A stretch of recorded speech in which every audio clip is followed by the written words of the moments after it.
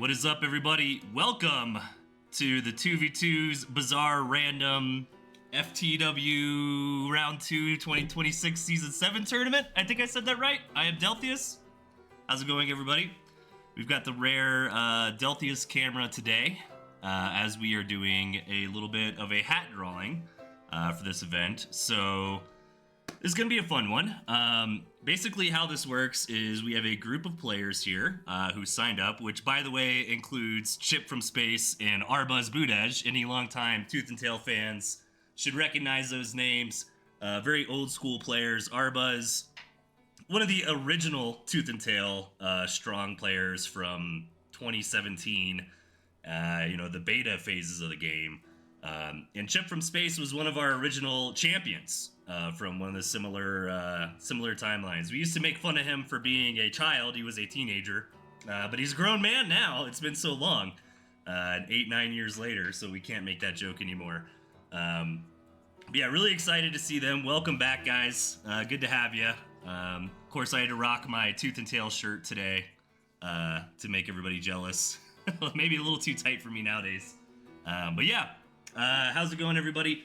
How this is going to work is we are going to draw names out of a hat in between each round. I have a lovely hat here, and my wife prepared these names for me as I've been a little bit of a whirlwind this morning getting ready for everything. I'm a bit sick, by the way. I just got back from Japan. Phenomenal country, by the way. I highly recommend take a trip to Japan if you get the opportunity to. Incredible. I could spend hours talking about that. Yeah, we got a little bit sick on the way back. But I was honestly worried if I would even be able to do this today because I was that sick, but ended up feeling a lot better this morning, so I think I'm on the back end of it. Yeah, really excited for this. So how this is going to work is I'm going to draw a name out of the hat and put everybody into a group together, or into teams together, and then it's one click of the random button, okay? So you got a random teammate, you've got a random team, a random composition, and then you play. We're going to have a winner's bracket, loser's bracket. So if you lose best of 3, immediately you're not out of the event. You still get a redemption mode. You can still do that that loser's bracket, come back in. But even if you win or lose, you are going to have to get a new team, right? So between every round, I'll do the hat drawing again. We'll get some new teammates, and we'll keep going. And the winning team, there's $50, 50 euros of prize pool money. Let me pull that up over here on the side, make sure I don't say this wrong. No, $40, 40 euros, excuse me, which is about $50, so kind of right. 40 euros in prize, 10 euros the first place, and 5 for second and thirds. I believe that will be distributed as Steam gift cards, if I'm not mistaken. Let me pull this Johnny over here. Hey, how's it going, everybody in the chat? Good to see everyone.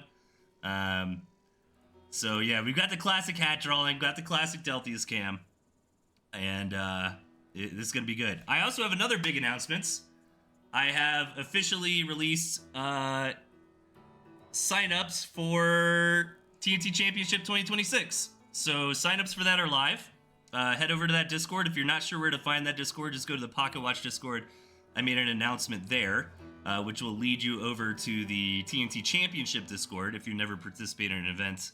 And we are going to get the TNT Championship 2026 underway very shortly. We're going to have about a month of sign-up period for everybody to get in there. And then we're going to do the group stages over about 2 months and take it from there. So it's going to be very similar to last season, except this time around we are going to we're going to have a little bit of a council for balancing the group stages, just to try to make sure it's fun for everybody, right? Try to split up the premier players to each be in different groups. We don't want that one group of death, right, that's got like every good player, and we have the grand finals in the group stage, right? Like, we don't want that to happen. So just a little bit of minor balancing there. And then I am also talking about seeding the round of 16s this time, which is generally how it works in like any major tournament. So like any big StarCraft tournament, it's always like seeded, or Magic the Gathering or anything like that.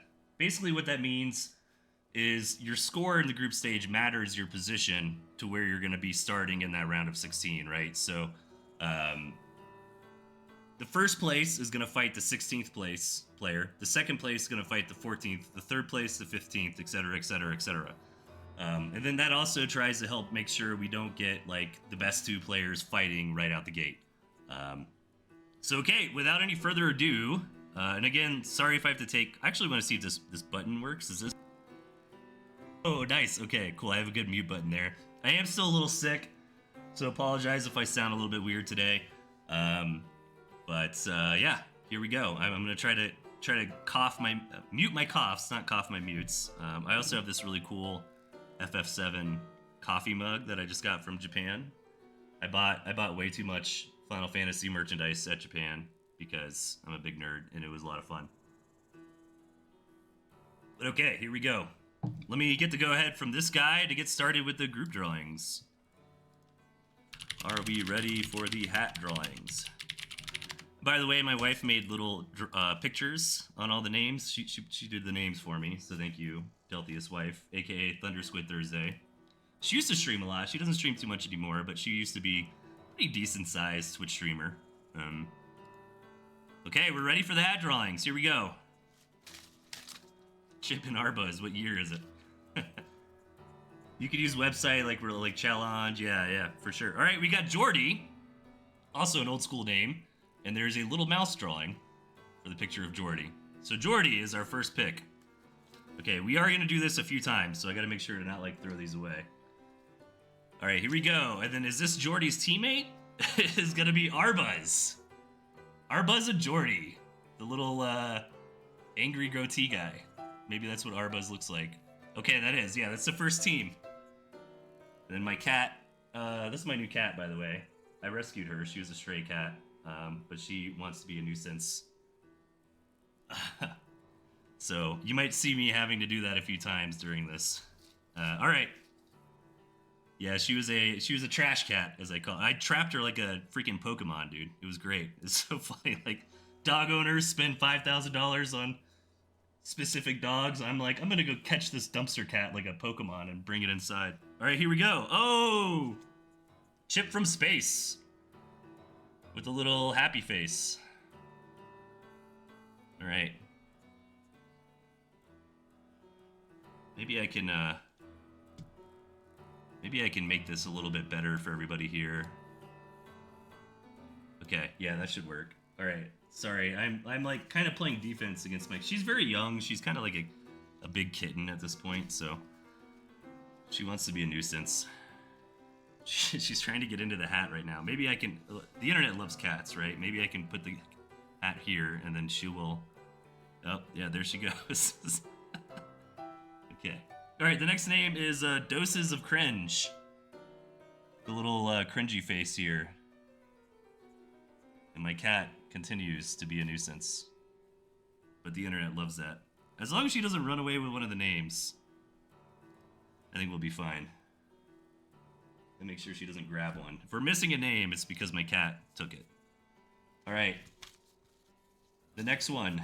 The next player. So you got Chip from Space and Doses of Cringe versus Jordy and Arbuzz. Is that correct? Is that going to be round one? I think so. Alright.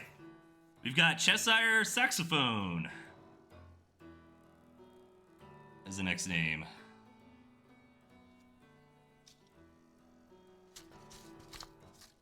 And then Cheshire's teammate is going to be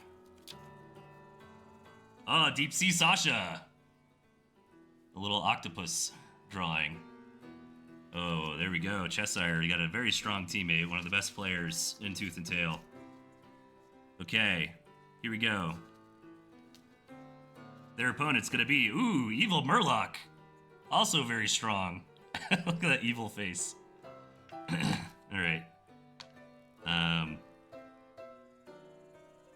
Hello, Puff. Her name's Cloud Puff, because she's white like a Cloud Puff. Okay. Ooh, and Kalaru. Oh no, no, stop it. Okay. This is the nuisance part of having a cat.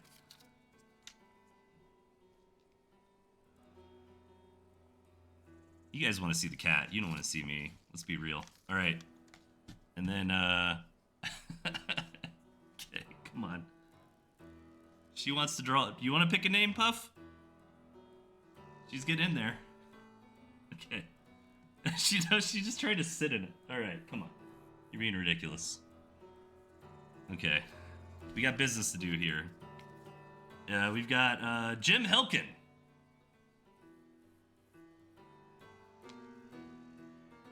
She could tell I'm excited. She just wants to be part of it. And then next up we've got Z Fortan, yeah, aka Lego Man, and then Z Fortan coming in with the frog face. And is that it? I have R22. Do we have an odd number of players, or am I missing one? Oh, Silver Bullet was the last one. Okay. Silver Bullet needs to be in the hat? Question mark. Okay, so there we go. There was the hat drawing. I hope everybody enjoyed that. Yeah, I was gonna ask actually, are we playing the raccoon mod? I would imagine so. That's just kind of the way we play the game now. Silver Bullet. All right, I need one more in the hat here. Oh, I see the marker. One second.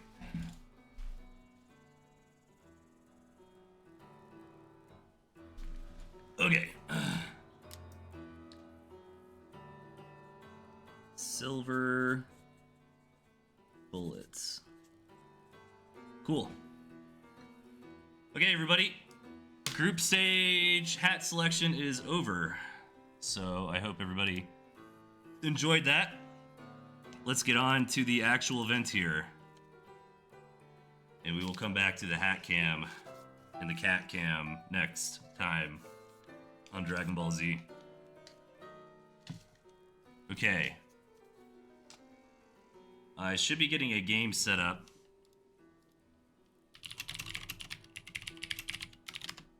Just confirming here with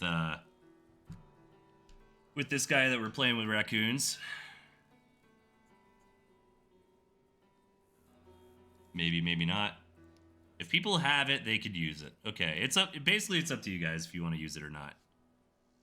If you want to use raccoons. I highly recommend using raccoons. They're a fun unit. You should use them. But if you don't want to bother with it, that's totally fine.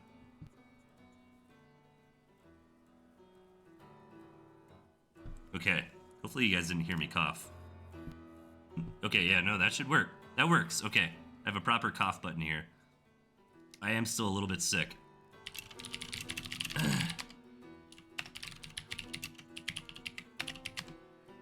Alright, I am going to host a game. If you're watching this and you see the password, please do not join the game. It just might make it lag. You have the best view here on Twitch. You don't need to join the game.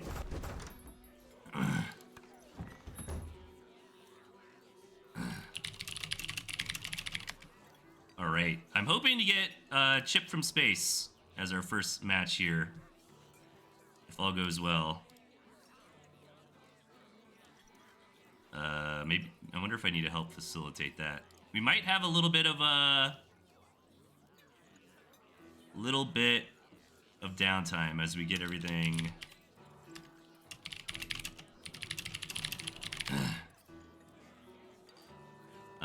as we get it going. I'm just gonna put the password out in public, so I guess it so it's gonna be Chip, doses of cringe, and then is it Jordy and Arbuzz. Oh, perfect. Okay, so let me set up the team names. Chip and doses. Chip and doses. Arbuzz and Jordy. Cool. And then we are gonna play on the raccoon mod.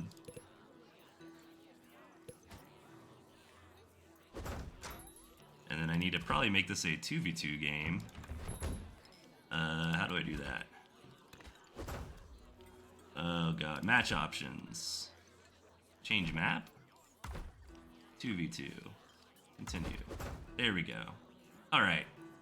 Alright. So we got 2v2. We got raccoons.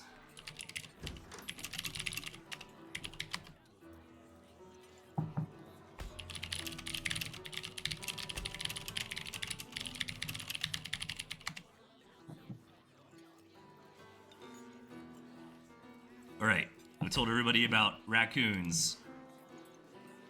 Here we go. So excited. Yeah, what year is it? Chip from Space and Arbuz Budej. Fun stuff. This is a best of 3. Meminon must be doses? Doses of cringe? All right.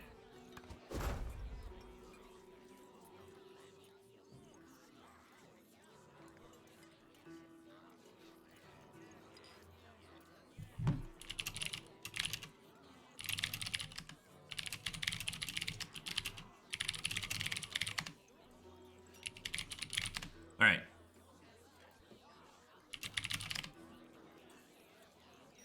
Okay, here we go. Game number 1 in our 2v2 Bazaars random round 2 FTG for the win. Random for the win. Did everybody choose random? I didn't even look. They were supposed to. But here we go. Spawning on our left-hand side, we've got Chip from Space and Meminon, aka Doses of Cringe. On the right-hand side, Arbuz, Budej, and Jordy. Gonna be an exciting match here. Again, for anybody who's not aware, go sort my videos by like the oldest ones. If you want to know who Arbuz and Chip from Space are on the YouTube channel. Chip was one of the old school champions back in the day of like DJ Soak. Honestly, like Mishi, even though Mishi is still kind of a modern player, that kind of reminds me of the Mishi days as well, or the Gentleman. And you can kind of see that in their builds, right? Like these 5-farm openings. I mean, maybe that kind of makes sense on 2v2 maps in general. Because you want to be a little bit more defensive. But back in the day, like, it was considered greedy to just open up 8 farms. Like, you're kind of a madman if you did that. So it was kind of like 5-farm Warren was safe. Like 4-farm double Warren was aggressive. And an 8-farm no Warren was considered very greedy or very economical. Chip from Space here gonna go ahead and clear out this cabin. Let's see if he decides to take that or not, but not at the moment. Just getting some lizards here to support his teammate, Doses of Cringe, who's using the moles to kind of be a nuisance up here. Gonna try to target some things down. Losing a decent amount of moles, however, he did distract for Chip to get in here and take out a pig. Do a little bit of damage to that Warren. Chip's gonna go home from now. I think Doses of Cringe might be a new player. I've never heard of their name before, or a Meminon. So would love to see them kind of come back here and sell this off. Oh, nice. Very nicely done. Just in the nick of time. Arbuz was about to take that out with his lizards. So good to see that. Got that little bit of money back. So far, just a lot of tier 1. Yeah, you could definitely see Doses of Cringe here. Definitely took a random deck, as he's got Toads as his only tier 1. Arbuz coming in for an attack. Chip trying to defend, and the pig lives. That's absolutely huge for Team Chip here. Arbuz losing a good amount of lizards, but not out of the match just yet. Jordy coming in with a very strong attack here. Lots of squirrels and moles. But we do have these toads to support the lizards here. Also a very nicely positioned MG here for Chip. And some toad connections going off. This is what what does Tasteless and Artosis say, like the back of the box kind of fights, you know, where it's like the cover art to advertise the game. Like you don't really see it in like competitive play, but yeah, you got the skunk here. Like this is what I'd advertise the game with, like action packed, tooth and tail, you know, all these different units. And oh, these toads getting some great connections here. Good skunk gas coming down from Doses of Cringe. But the lizard's not going to stand up against a squirrel mole. Chip has been out of the game for a while and probably doesn't realize. Well, then again, I mean, what are his options? You know, it is random, so all he's got is lizards at this point until he's ready to transition into tier 2 units. But overall, I think that was a good fight for Jordy and Arbuz. The squirrel mole is very powerful against lizard. But we've kind of got squirrel mole versus lizard toad. Pigeon. The Toads can get the right connections. You know, I like to see Doses of Cringe here pulling these Toads back. Doesn't want those Toads to connect onto the moles. Really wants to get them on those juicy squirrels, but the moles were able to take down one of the skunks there. So getting a little bit of value. We are getting close to that 5-minute mark, which is when you really need to be expanding, and you can see a couple players from both sides have started their expansion. Arbuz up here is going to go ahead and scout tons of juicy resources up here, but haven't been taken yet. Chip needs to make sure his teammate here does get an expansion up and running pretty quickly. Doses of Cridge is the only one who hasn't quite taken that mill yet, but has been focused so much on the front line. You know, actually doing a really good job microing these Toads, really trying to hold for the right moment. Big engagement coming down here, but it's a little bit of a 1v2 as Arbuz's units weren't there. Arbuz's units come up, though, as the Toads have been taken out. And this might be a victory for our team red and blue here, as Arbuz and Jordy start to crush through. Chip and Doses of Cringe army is falling apart a little bit. Chip just still on these lizards, frantically trying to get some falcons up and running. That mill ends up going down, though. And let's see, Doses of Chips. Yeah, that's a good idea. I should try to think of some creative names here, if I have time between the matches. I don't know, this is about the breaking point. They're holding on for now. Doses of Chips, holding on for the moment. But the second base is established for Arbuz. Jordy is going to come down here and put a couple farms down as well. No additional economy for our green and yellow team at the moment, so they really need to take a big engagement here, or we might be hopping into game number 2.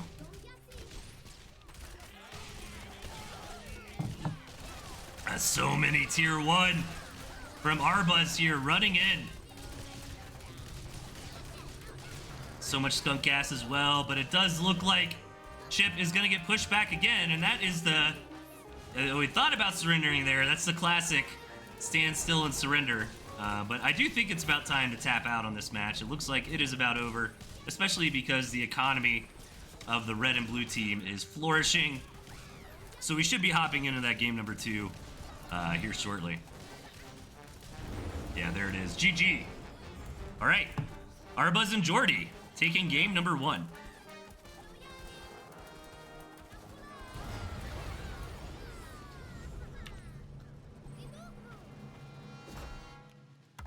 Okay, let's hop into game number 2. I was gonna say, I wonder what units it will select, but there is no unit selecting. It is literally just random. Or are they changing? What are they doing? Okay, never mind. I think they're all good. But yeah, I just want to make sure. Everybody should just click the random button once. Yep, there we go. And lock in. Alright, cool. Oh, we got Fox Balloon out of Arbuz. That's going to be fun. Wow, Arbuz's deck is actually really good for a 2v2 deck. Alright. Here we go. Game number 2. Oh, Chip from Space's deck is... Oh, wow, we got some good randoms here.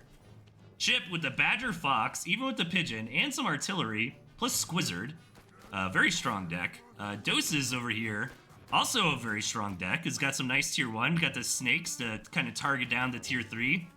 Got the owl to build in a late game, and then also balloon Artie. So I'm curious, you know, there's so many mills on this map. I wonder if Chip and Doses can kind of utilize what they've been granted by Andy Schatz here to split the map, take a lot of mills, and build a lot of defenses. You know, massing out defenses in 2v2 is actually a very valid strategy. Meanwhile, Jordy's deck also looks pretty solid. He's got Falcon Wolf for the late game, and Ferrets to be annoying against all this defense, plus Lizard Mole, some mines as well. And finally, Arbuz. Actually, I love Arbuz's deck. Like, this is so my deck here. Like, Squirrel, Cam, Fox, Balloon is so much fun. Could also make some good use out of that barbed wire. So overall, I think we've got some really cool compositions this game, and maybe we'll see Doses of Chip, as the chat has named it. You know, come back a little bit here, and take us to a game number 3. So I am streaming just like one game from each round. So ideally we don't. Like, ideally, we're the last ones to finish, right? Otherwise, we're just going to have downtime on the stream.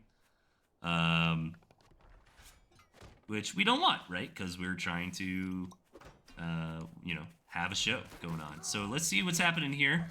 Dosa's trying to take that quick expansion. Now, keep in mind, at Tooth and Tail, you have no idea what your opponent's composition is, right? Until you've seen the units. So they don't necessarily know that. I feel like Chip and Dosis have probably figured out by now, like, let's split the map, let's build some balloons and RDs and get into our tier 3. That's going to be very profitable for them. But let's see how the opponents decide to handle it here.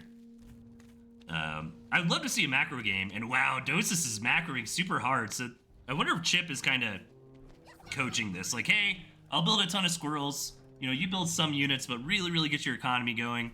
Chip probably understands the value of Owl Balloon in this style, but needs to be careful. That is a lot of tier 1. Oh no, and these lizards are kind of getting wasted here. This might be a fast game. Chip is out of position too to support, and this mill goes down immediately. We needed a little bit more defense. This is putting Chip's team in a very bad position. But let's see if they can manage to take it back. My cat is constantly harassing this hat here. I need to do something about this. All right. Hi, Puff. Come here. Come here. Okay, got the cat in the lap. Situation, crisis averted. All right. Now, Chip has always been a comeback player. Like, I've seen Chip come, you know, take games in situations where you would honestly think he's completely down and out. So, let's see if Chip can help find a way to bring this back. We've got an owl on the way from Doses of Cringe here. It did get scouted by Arbuzz, and let's see what that's going to make Team Arbuzz pivot into. Do they want to try to attack before this owl's built? Do they want to try to get into some of their own tier 3, maybe some eco? Chip, surprisingly, is not ecoing up. He's decided he really needs to be the boots on the ground here. You know, maintain a strong army and be that powerful force, and hopefully let his ally eco up instead. But here we go. A big attack coming in. Tier 2 here as well from our red and blue team. And I am worried about Chip's chances. I think that losing that first base might have been too much damage, to be honest. You know, that was a lot of investment that was put in there from Doses of Cringe, and it didn't really pay off. The base denied again. We've got some snakes here. But the units from Jordy and Arbuzz might just be too much for a green and yellow team to defend against.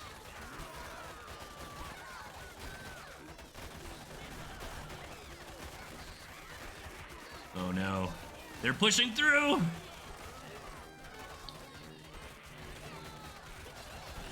Well, let's see. Getting a little bit of a defense. Maybe the other team might be overextending. They did get some farm damage down. The owl did get paid for, which would be absolutely huge if it is able to get out. The 5-minute mark is coming. Meanwhile, Jordy does have a second base going. Arbus does as well, but no farms on it quite yet. Probably about to throw some farms down here shortly. Need to make sure this cough. Yeah, I'm so paranoid about this cough button. It is working though. Yeah, I apologize. I am a little bit sick, but I am feeling a lot better today, which is good. I was worried I would honestly be too sick to host this thing, but I felt a lot better when I woke up. I got a little bit of pep in my step. Got some coffee. All right, yeah, Chip's not down and out yet. Got that second base coming. Oh, meanwhile, nice little sneak attack here from Doses. However, that mill was established so early on, it had enough HP to be able to defend. And the modern Tooth and Tail, the longer Gristmill is alive, the more HP it gets. Up to a maximum number. I think around like 120 or 150, I forget. Nice little attack here with the owl. Needs to make sure this owl gets home alive. And you can see the opposing team really doesn't want that to happen. Can the owl make it to safety? Oh my god. Oh, barely. But this is going to cause the team red and blue to push in as all those mice have been taken out. And there's just way too much here for Arbuzz and Jordy, who are going to take a swift game number 1. By the looks of it. GG. All right, so Chip and Doses of Cringe are not out of the event. They're just knocked down to the losers bracket. Meanwhile, Arbuz and Jordy will enjoy their nice victory and be in the winners bracket. So I wonder if that means I need to change my hat to have like a loser's hat and a winner's hat here. Let me see. And then maybe, you know what? Why don't we just for fun hop into... Wait, don't need that one. I just want... What I want? I just want the game. There we go. I don't want any... Let's hop into Evil Murloc's game for fun. I don't want any scoreboard because I don't want to try to, like, track that at the moment. But we can enjoy a little bit of 2v2 here as we wait on the next round to begin. Lobby C is still going without a password. Is that what I'm in?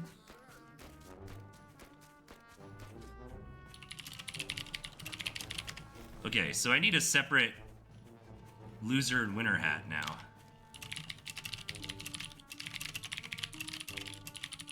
I have a cowboy hat I can go get. Alright, so enjoy this kind of uncasted for a minute as I get ready for the next round. But we got some tooth and tail here going on for you. So I'll be back in a few minutes.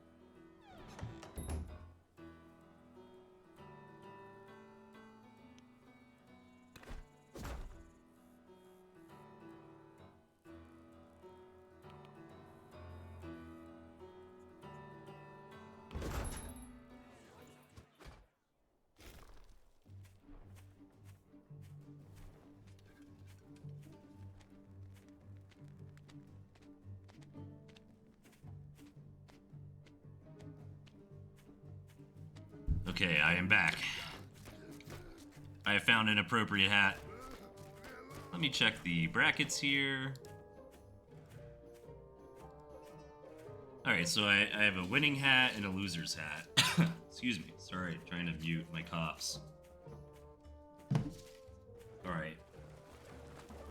So Jordy goes in the winning hat. Arba's in the winning hat. Deep Sea Sasha. And Cheshire in the winning hat. And then we have our loser's hat. Which is going to be Chip. Doses of cringe.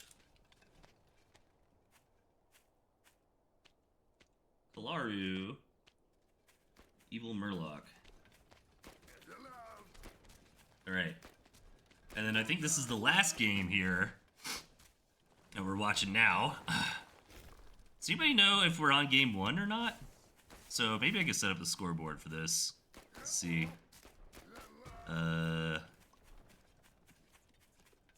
Okay, so hang on.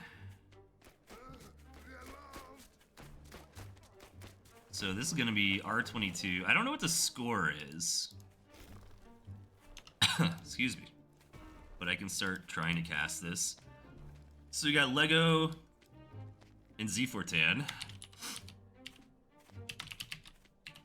Z4tan is a new name. So welcome in. So is Doses of Cringe. Welcome in. Thank you for participating in this. We really appreciate new players in the scene. Silver Bullet, I've also never heard of. I feel like conceited when I say these types of things sometimes, so I apologize if you're not new. But I generally feel like I know who most players are. So, yeah. Welcome in if you're new. If you're not new, but you just kind of haven't been in the tournament scene, welcome to the scene. All right, here we go. If anybody knows what the score of this game is, I'm new to the competitive scene, says Doso Twitch and chat. Cool. Well, welcome in. I highly encourage you join the championship. Signups are just got started now.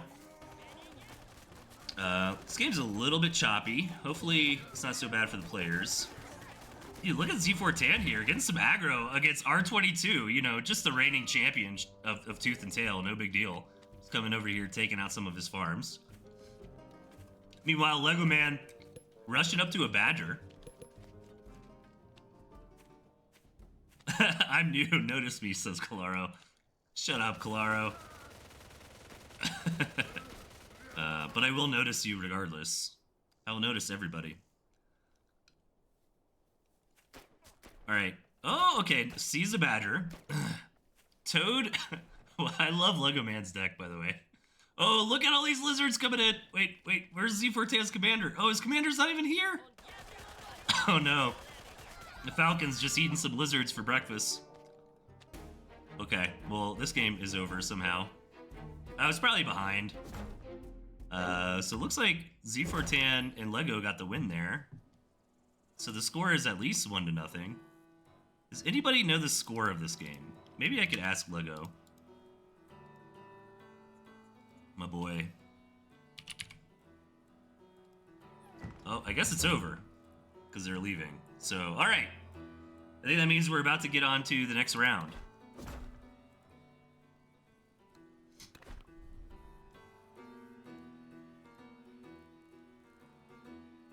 Excuse me. Alright, looks like Lego Man and Z4tan win, which makes sense because they... Alright. Alright, here we go. We are ready for hat drawing number 2. I hope everybody likes my loser's hat. Alright, let me change cam here. There we go. What's up? Back to the Deltheus camera with my Tooth and Tail shirt. Be jealous. Alright, so I think it makes sense to start with the winners here. Wait. Not loser's bracket. Okay, this guy's just setting everything up. Okay, cool. Alright, here we go. Drawing number 1 for the winner's bracket here. Congratulations to our winning players. Is going to be Jordy. Alright. Jordy's number 1. Show the hat. Here's the hat. Here's the winner's hat. Okay. Get excited for the loser's hat. The loser's hat's pretty good. I'm not gonna lie. All right, here we go. And Jordy's teammate is going to be Cheshire Saxophone. All right. And their opponents in round number 2 are going to be Arbuz Budesh.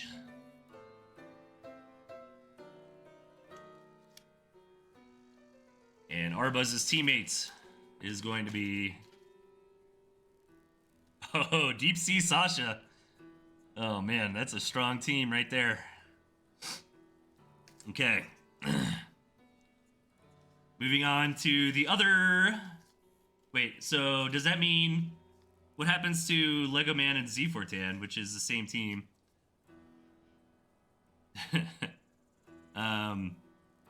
I don't know what happens to them, but that's going to be the last team. Z4Tan and Lego Man, which is the same as last time, Jim Helkin. They get a bye, looks like, or something. Okay. I'm very proud of myself for this one, you guys. Are you ready? Are you ready for the loser bracket hat? The clown hat. For the loser's bracket. All right. All right, our first clown is Kalaru.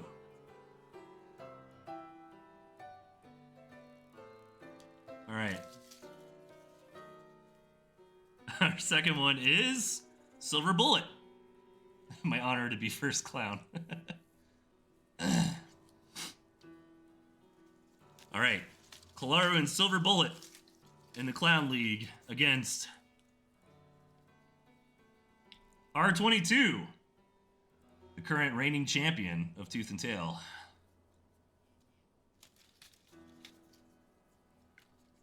And R22 is going to be playing with Evil Murloc,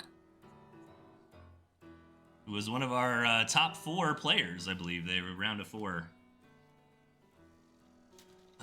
Okay. Next up, we've got... And then that's it. Doses of Cringe and Chip are going to be buys, I guess.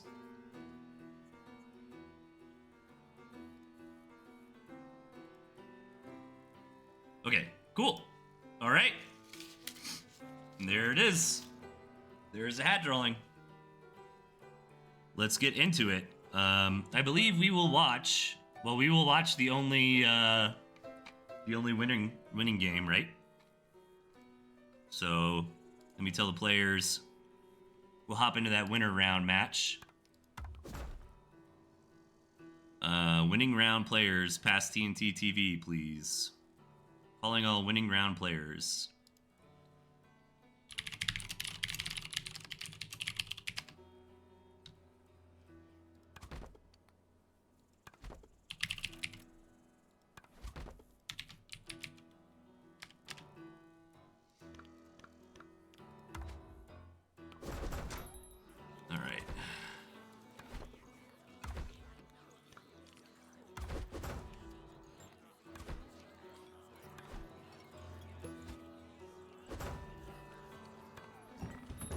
Okay.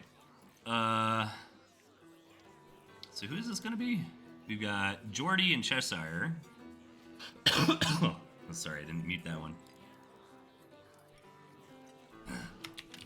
Jordy, Cheshire,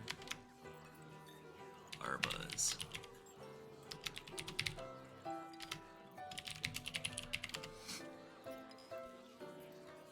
Okay.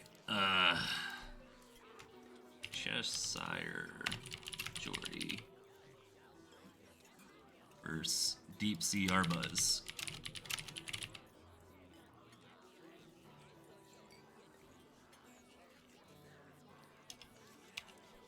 Cool. Cool.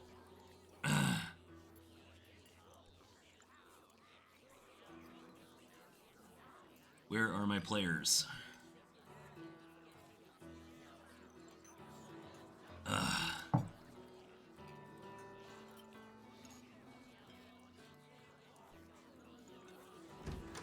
Yeah, there they come. All right. So this is gonna be whoever wins this. Oh no, they're gonna fight Lego Man and Z14. No, well, no, Lego Man and Z14 just stay in the hat. So we don't necessarily know what the last team is gonna be. Well, everybody joins up. I'm gonna go get some more water.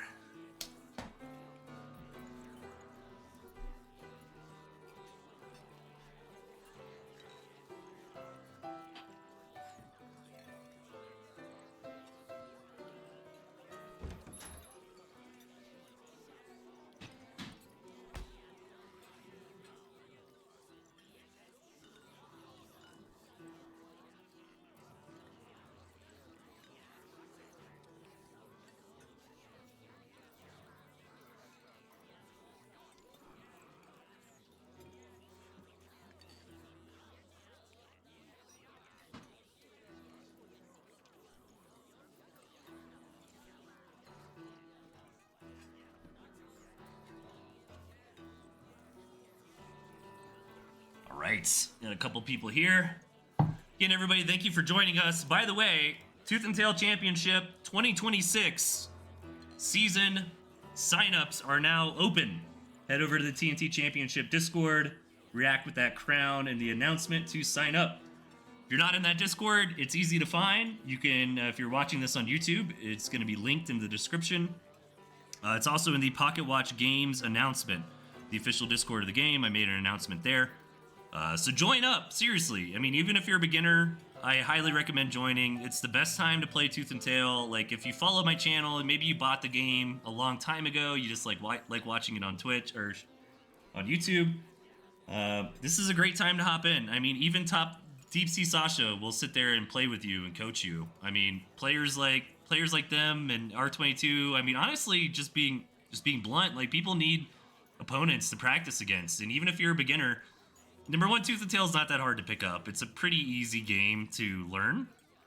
Hard to master, obviously, but you know, these players need practice. Even me, even me. Hey, I'll practice against you, and maybe it's going to be more beneficial for these championship level players than you might think. Maybe R22 wants to practice some new builds or timing attacks or compositions, and I mean, that's fine to do against a beginner, and you know, it's kind of a win-win for everybody. So don't be shy. Sign up for the event. Arbuzz is having problems. Match entry error. I can remake the lobby.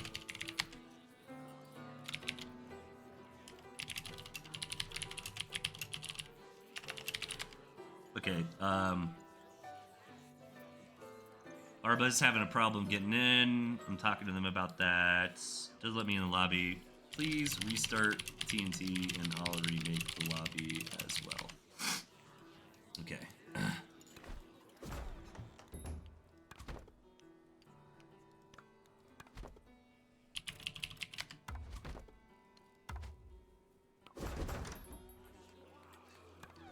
All right, so a little bit of problems for Arbuzz. Okay.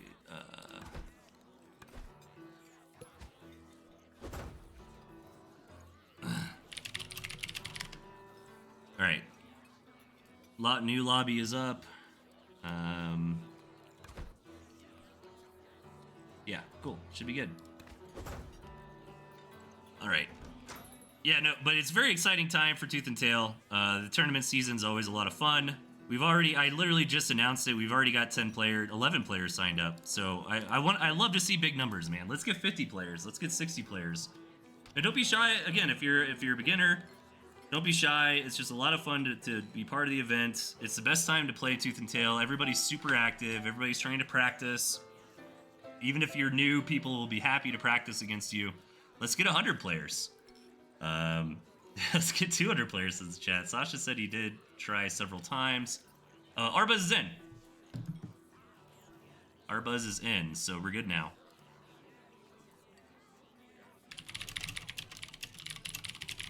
Sweet.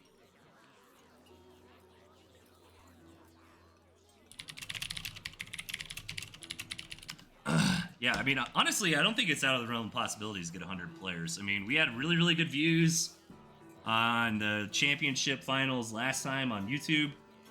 So even if just a fraction of you guys decide to join, it'll be good. And again, I feel like a lot of people own this game. You just probably haven't touched it in a long time, you know? Oh, now Sasha's getting match entry failed. I try with no password. Let's see. Having a little bit of issues getting this one going. I can restart as well.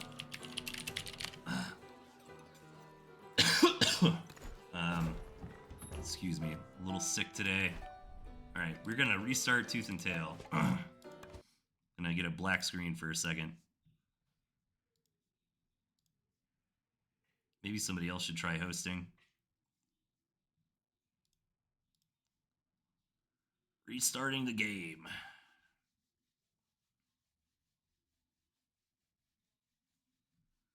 Okay.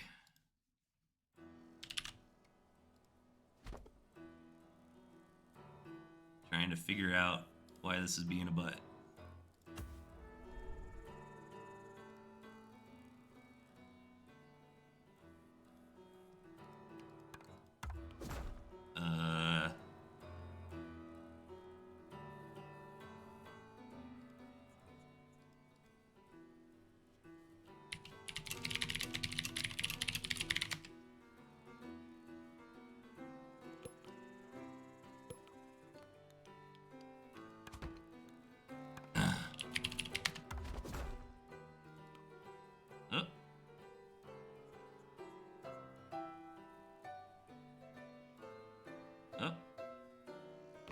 Hey, let's go.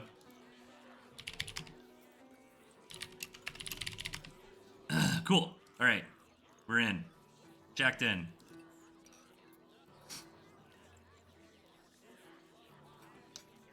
Yeah, I'm really excited. I like the kind of tempo we're at in the scene now. You know, do a yearly championship, do some of these off kind of tournaments. Enough people are showing up, enough people are watching.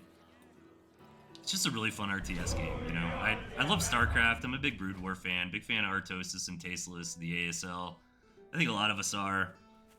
But I just don't, I don't have time to like be a good player at that anymore, you know. So Tooth and Tail is just kind of a more casual way to engage with RTS without having to spend hours and hours all the time to practice Brood War. I mean, I respect those people, but I do not have the time anymore. All right. Let's see what kind of decks we've got here. Arbuzz with Badger Wolf. Okay, got some raccoons. Arbuzz's deck's actually pretty good. So, for being honest here, Arbuzz, a Deep Sea Sasha, very powerful team.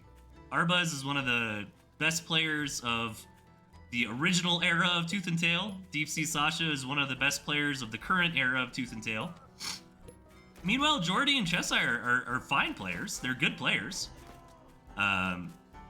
So they're very competent and capable. They could absolutely take this game, but I would say that they're the underdog here. As far as compositions go, Deep Sea Sasha would know quote-unquote real tier 1 in the form of Squirrel or Lizard. Neither does Jordy, but has a lot of options in Toad, Mole, and also has Chameleons. And Chameleons in the hands of a very strong player. Quite powerful units. Interestingly, goes with a 7 farm Chameleon here. And a quick oh no, that's actually Arbuzz. Maybe trying to feign like our version of a cannon rush. But from the other side, Jordy also getting into some quick Chameleons. I wonder if that was based on a scout. It looks like it was. So far pretty mirror, and actually going for double cam. So a little bit greedy. Arbuzz has been doing a great job scouting. So Arbuzz is very aware of the composition here coming out from his opponents. Oh, little sneak attack here from Cheshire. Get him, Cheshire! It is gonna get away with it. Okay, getting a little greedy here. Gonna lose the lizards. Could have got the lizards out. But nicely done. Unfortunately, I think this might trigger the red and yellow team to counterattack. And yeah, you can see that that is exactly what Sasha has in mind. If Cheshire just took the one pig and ran away, that would have been perfect. But was greedy trying to get that second pig. Obviously didn't know about the invisible chameleon right there to eat those lizards for breakfast. Here's a big engagement. We got some chameleons showing up for Jordy here at the very back. Can they hold on? It looks like Arbuz and Deep Sea are busting through, getting a lot of damage though. 4 farms go down from Cheshire. So Cheshire might have got 1 farm from Sasha, but definitely paid for it in blood there. All right, can our underdogs figure out a way to get back into this game? Unfortunately, it's taken very critical damage here at the moment. But let's see if they can manage to crawl their way back in. Some moles being thrown down here. Great kind of last minute unit. Actually really powerful against the composition here from Deep Sea and Jordy. Moles are going to be good against toads and enemy moles. Just very like mole cam heavy. No, I'm sorry. Deep Sea and Arbuz. Moles are good against lizards and toads. But Arbuz and Sasha are both kind of leaning into that tier 2 and getting very, very powerful tier 2 comp going in cams, falcons, and raccoons. Meanwhile, Cheshire has opted to not rebuild the farms. I can understand this thinking, but they really need to attack soon is the thing. Like, if they're gonna go this route... Okay, there they go. They decide to throw down the artillery cannon. Oh my god, I have a huge full tower computer because I'm a madman. It's got like 30 fans in it and stuff. I don't know, I've been building computers my whole life, and I've done micro builds, I've done mid, I decided to do a full tower. Regardless, my cat likes to jump up on top of it. And every now and then, her paw like hits the power button and turns my computer off, so I just saw her like jump up. Held my breath like, oh my god, please don't turn my computer off. Let's see, the artillery cannon, you know, I would have preferred it be a little bit farther out. I mean, the artillery cannon has crazy range. Oh, I love this ninja base, by the way. Hopefully Jordy gets away with that. But yeah, I mean, this artillery will cover these bases here, so maybe that's our Team Green and Blue's method to get back into this game, is to get these artillery cannons up, delay the game a little bit, get the farming going. You can see Deep Sea and Arbuz already already getting the farms down on their second base here. So maybe if our green and blue team can start farming up as well, they can start crawling their way back into this. But so far, it's looking really good for red and yellow. It looks like Jordy's trying to bait his opponents to come on back into those artillery cannons. So love to see a big farm explosion here now. Like, you've got your cannons up. You build some farms. We need some farms. Third cannon coming down from Cheshire. Maybe sell off that back one? I don't know. You guys need the farms, man. Your opponents are just getting ahead on economy at this point. Look at this. There we go, Jordy. Let's go, Jordy. Get those farms up. Arbuz looking for some sneak attacks here. Arbuz did find that ninja base, but no farms were put on it, so not a big deal. Oh, they're going to see if they can try to catch these lizards, but Sasha's coming in. This could be a bait. This is absolutely a bait. Arbuz is like, oh no, not my lizards. But they've successfully baited their opponents out of the protection of their artillery cannons here. Well done from Deep Sea and Arbuz. Ooh, man.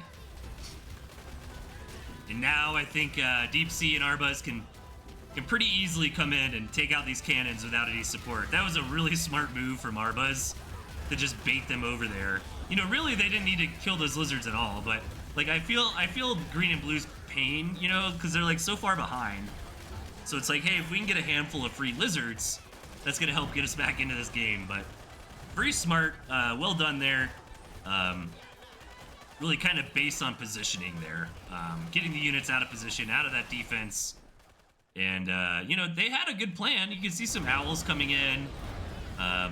Didn't quite execute that kind of turtle cannon thing as well as they needed to, though. Unfortunately, they got baited out. They also did not quite get those farms up, which is really the benefit of getting those cannons down, right? Getting that defense allows you to be safe, to be very greedy, get your economy going, so. All right. Going into game number 2 here in the winner's bracket. Cheshire and Jordy not out for the count just yet.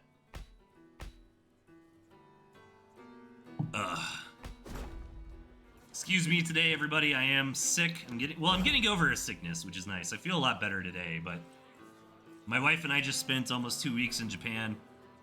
Wonderful time, great country. Highly recommend going to Japan one day if you get the opportunity. But near the very end of it, we both got kind of sick on a crowded bus, and our white American bodies were not used to whatever Asian virus we got, so kind of knocked us on our butt for almost a week.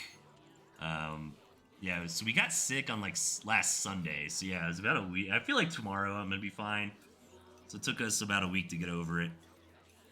But man, I was really sick. You know, I was like on the couch calling out of work. Couldn't think. But I woke up this morning feeling a lot better.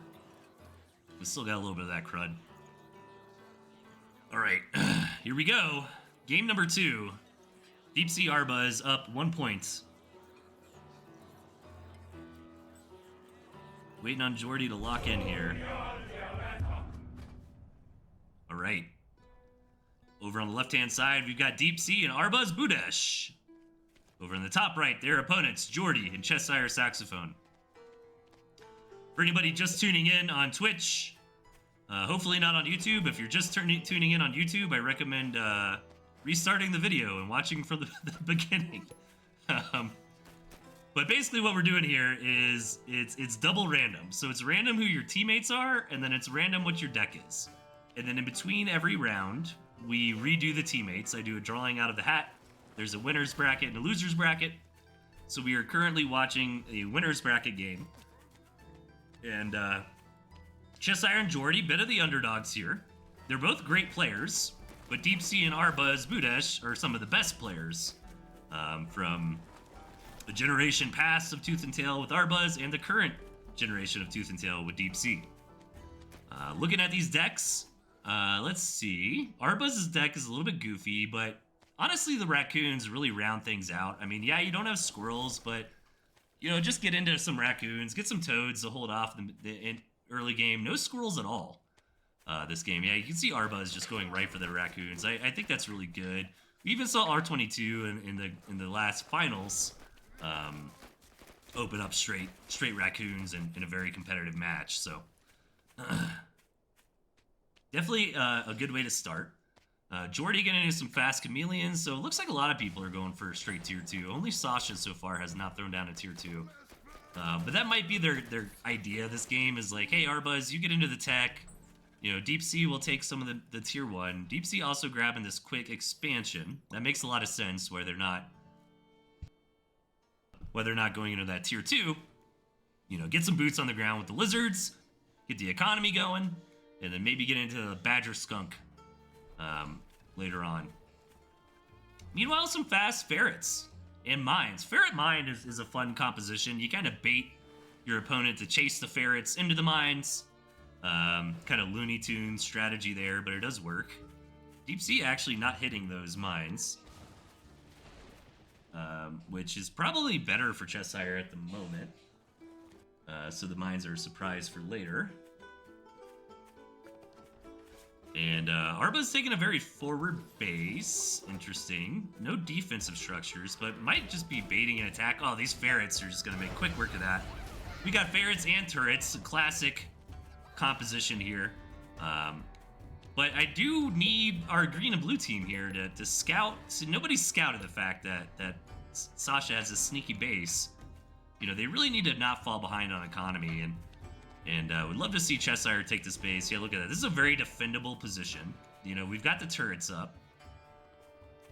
And we got ferrets. Ferrets with turrets. You know, peanut butter and jelly, pretty much. So, nice deep scout here from Deep Sea. Gonna see everything that's going on. Very nice.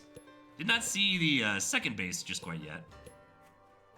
But our green and blue players have not seen that expansion from Sasha either.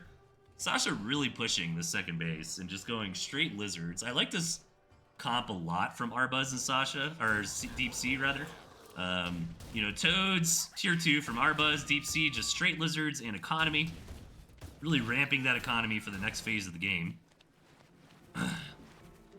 Yeah, okay, we got a proper match on our hands. Cheshire's floating a lot of food. Just go rail down a bunch of farms. Maybe throw down a wolf. Let's see. There's the wolf. Yeah, and then a bunch of farms. Beautiful. Beautiful, beautiful. Now, this is kind of open, and that can be the problem with some defenses sometimes, is, you know, just attack where the defenses aren't, bozo, you know? And right now, this is kind of the most juicy part of Green and Blue's base. Uh-oh. Green went a little bit too far out. Getting popped on here. And this is going to trigger a big engagement from Red and Yellow. Lots of Falcons in the air, though. That turret doing some serious work, but so many tier 2 left over here from Arbuz.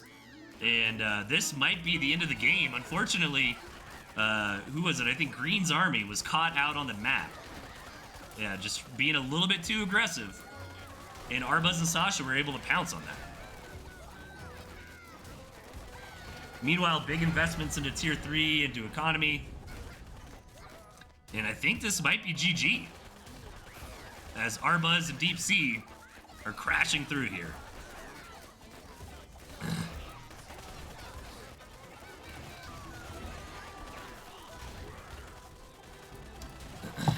All right.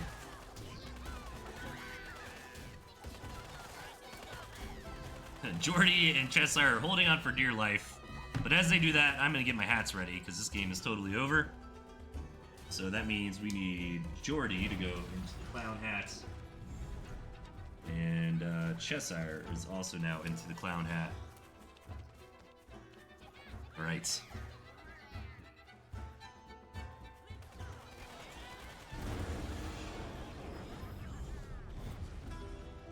GG! Deep Sea and Arbuz winning the round.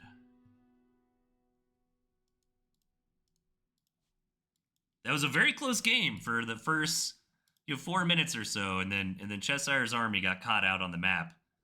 And sometimes that's all it takes.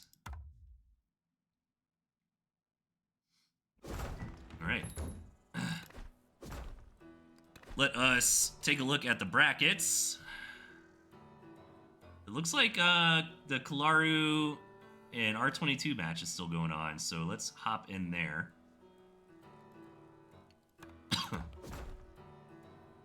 Nice. Oh, it looks like it just ended, actually. Perfect.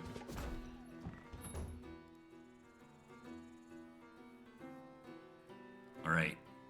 That means it's time for the cam in the brackets. Waiting to see who won here from this guy. I gotta get my clown hat ready. That was a loser's bracket, so R22 and Evil Murloc won. So that means Kalaru and Silver Bullet have been eliminated. So goodbye, Silver Bullet. And I need to find Kalaru. Oh, there it is. Okay. Goodbye, Kalaru. Okay. Let us look at the winners bracket first.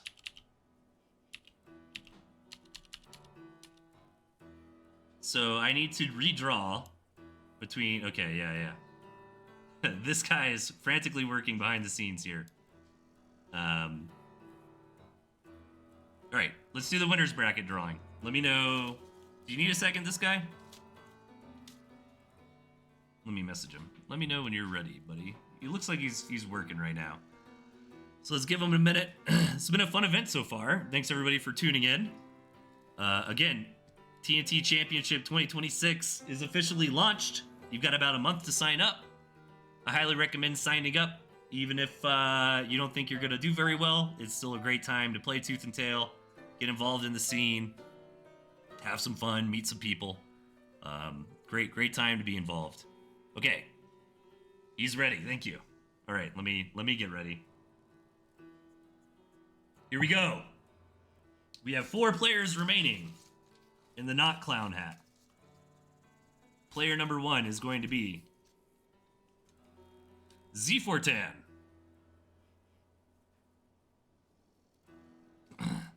And Z4tan's teammates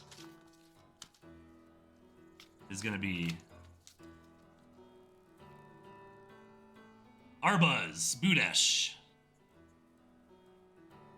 Which means their opponents, by process of elimination, will be Deep Sea Sasha and Lego Man, aka Jim Helkin.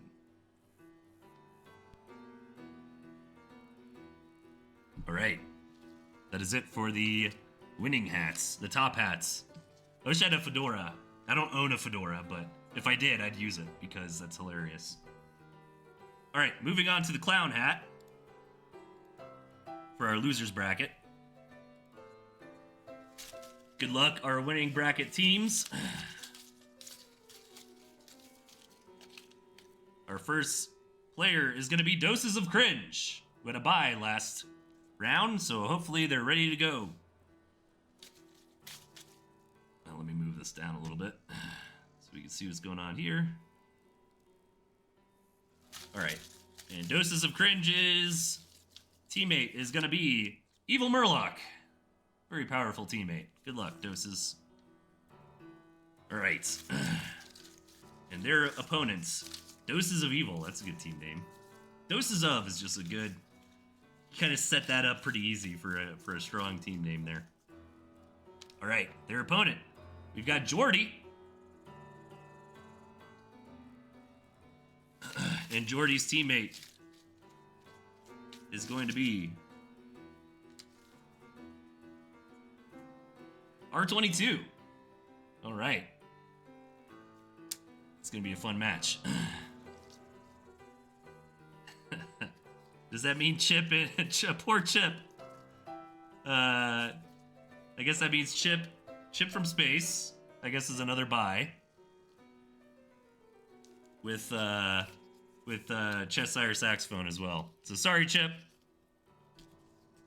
You will get to play eventually. But hey, you're just getting free wins, I guess, right? Like you're just advancing. All right, cool. Let's hop into our winners bracket game of Z4Tan and Arbuz versus Lego Man and Deep Sea.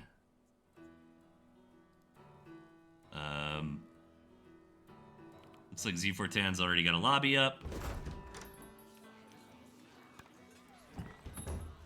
So Z4Tan and Arbuz. All right, let me reset our scoreboard here.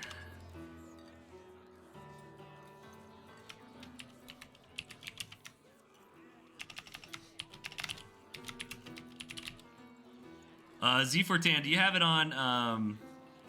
Do you have it on the right, the championship mod, so we can have raccoons? The Deep Sea and Lego Man. Okay. Let me check.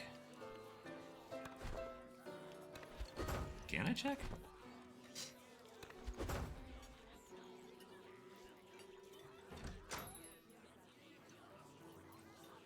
Chip going straight to play in the finals. Alright. I don't know if we have the mod on or not, but it doesn't really matter too much. Alright, here we go. Z4Tan and Arbuz versus Deep Sea and Lego. Have we seen Arbuz and Deep Sea in like every game? Well, that's what happens when you're in the winning bracket, I guess.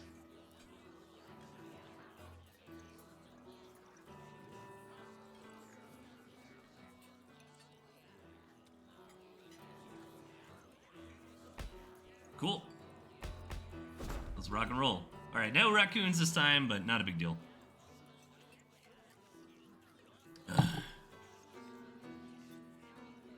Deep Sea snakes. No snakes. We got boar, though. Deep Sea's very good with the boar. It was kind of their iconic unit a season or two ago. Actually, I think last season they used boar quite a bit as well. We got a fox out of Lego. Nice. Got two foxes here. Cool. Looks pretty good.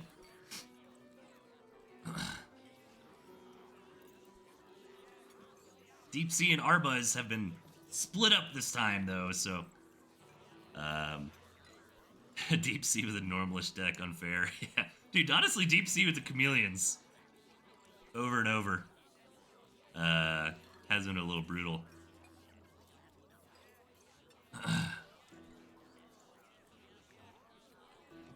Okay. Again, thanks everybody for tuning in.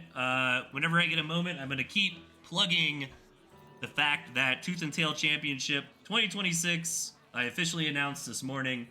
Sign-ups are underway. Come sign up for it. Don't be shy. Doesn't matter if you're a beginner or an expert or if you haven't played the game in 6 years. Come on in, have some fun with us. Just a great time to hop in and play. It's very, very active time. If you're ever just like, oh, I want to play Tooth and Tail, but nobody's on, this is the time when everybody's on. So get in here and join us. In the bottom, we've got Deep Sea and Lego Man up against their opponents, Arbuz and Z4tan. And yeah, we see a couple foxes, a badger and a boar. As the chat pointed out, Deep Sea does have a very normalish looking deck. Lego Man's deck's not too bad either. You know, ferret, artillery, fox. Pretty classic combo. Plus squirrel, mole, chameleon. So I don't know why I'm pointing that out. They're on the same team. So we have two of the most powerful players, both with like reasonable looking decks, against Z4tan, which is either new or new to the competitive scene. I've never seen the name before. And then Arbuz, again, kind of the fan favorite, the returning legend from the alpha beta days of the game. Glad to see them back in action. Welcome back. Love to have you. As well as Chip from Space. Unfortunately, we got to see Chip play in the first round, and they've just been sitting there twiddling their thumbs with buys. So unfortunate, but I think next round there's not going to be any buys. Well, I don't want to speak too soon. Big shout out to this guy, of course, for organizing this event, doing all the work on the background. I just get to have fun and stream it and pull the names out of the hats. He's really doing all the spreadsheet work in the back, getting things going. So appreciate that. Cam's on the way for Deep Sea and also for Z4tan. Z4tan with the toads, gonna be pretty effective against lizards and squirrels, not so much against the moles of Lego Man. We'll see if those moles end up coming out. The 4-farm 2v2 snake pigeon rush was a Chip Arbuz invention. Oh man, you were taking me back. I don't know if my memory is that good, but I do remember we had to ban. No, I remember because we used to actually do a lot of 2v2 tournaments back in the day. It was probably just as popular as 1v1 tournaments, to be honest. It's fun to keep these things alive, though. I think 2v2 is a very underrated play mode of Tooth and Tail. It's a lot of fun. I think, honestly, a lot of people that play casually play 2v2. Like, it's a great, just hop on with some of your friends. You know, don't try too hard, just have fun. Here we go, though. But I do remember we had to ban in 2v2 4-farm double lizard openings. Because if both players did that, it was just like, there was no way to stop it. Big crush in here from Deep Sea and Lego Man. Z4tan and Arbuz frantically trying to hold on, but I don't know if it's going to be enough. Arbuz had thrown down that badger. And yeah, Arbuz is just going to go ahead and scoop it up and go to game number 2. So I wasn't paying close enough attention. I don't know if that attack was triggered by scouting the badger or if it just happened to be good timing. But either way, Deep Sea and Lego take a very quick game number 1. We banned the double mole rush, I believe. Oh, okay. Yeah, back when you could build, like, the one mole that was 60 food, like, before the mole war in. I think we banned double lizard rushes, too. I could be wrong. Artie Fox.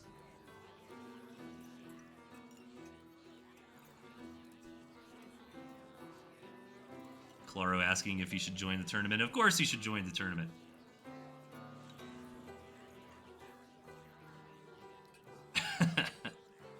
Claro's just mad that he's knocked out already. He's just memeing in the chat, which is totally fine. Alright, what kind of decks do we have this time around? Fox turret. Man, I want to see these, like, Fox... We haven't really seen a lot of defense stuff, which is...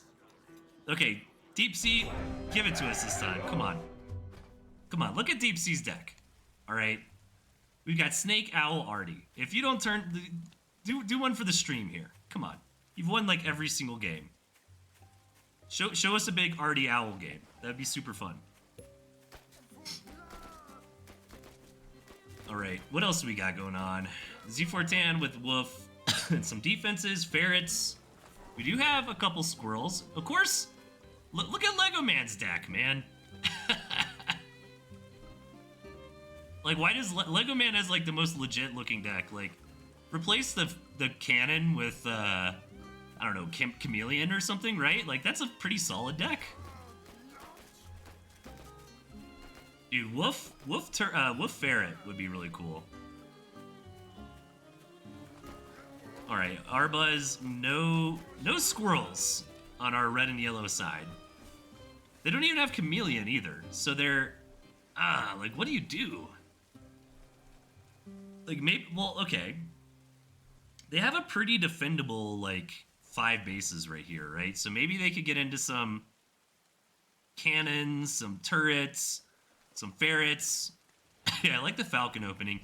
Falcons are, you know, we talk about Falcons as like a late game unit, but if you micro them very well, they're actually very powerful in the early game as well. They can go toe to toe in small unit numbers. But this is gonna be tough. I mean, if Lego Man and Deep Sea just kind of, you know, build a solid Tier 1, Tier 2 comp and push, like, I wonder what Arbuzz and Z4Tan can do. I like this Falcon Toad thing that they're trying for the moment. Yeah, I think they just gotta, like, eco up. And you can see Lego Man's already got an expansion. Like, I feel like you take these bases, you throw down that artillery cannon, like, right here in the middle. You know? And you just really start to try to micro up. But Deep Sea is gonna come in here and try to esports with the snake. It's two pig tags to kill it, and there you go. Gonna trade the one snake for a pig and a falcon. So that's a 60 food trade for Deep Sea, on top of killing a pig, which makes it more than that. You gotta think about the rebuild time of this pig, right? And all that lost mining time. So realistically, that's probably more like a 100 food trade. At least until the game like really stalemates out. Or 100 food net positive for Deep Sea is what I would argue. Something like that. So nicely done there. But yeah, I really think Arbuzz and Z4Tan, they just gotta expand. You know, they gotta go for it. And they gotta maybe try to turtle up with some RDs. This is tough. I'm worried for it. I am being a biased caster. I do want to see our red and yellow team put a point on the board here. And like, yeah, like this cannon, you know, I feel like you got to put it out just a little bit farther. Like, protect more of the assets with it. Let's see. Kalaru pointing out in the chat, there are 15 toads. I don't know what the magic number is, but it's somewhere around there where you can just rail those toads. Like, imagine somehow they Navy SEAL these toads over to Deep Sea's base and just slam down on that gristmill. Like, you could just knock Deep Sea out of the game. But Deep Sea with a sneaky expansion. Come on, you guys gotta scout that. It's right next to you. Let's see Arbuzz. I mean, Arbuzz gonna see it just by like throwing farms down. Like, if Arbuzz went to throw that farm down, they might be able to just see it no matter what. All right, we got some tier 3 coming in from Lego Man and Deep Sea. Fox, Owl on the way. Double Owl even.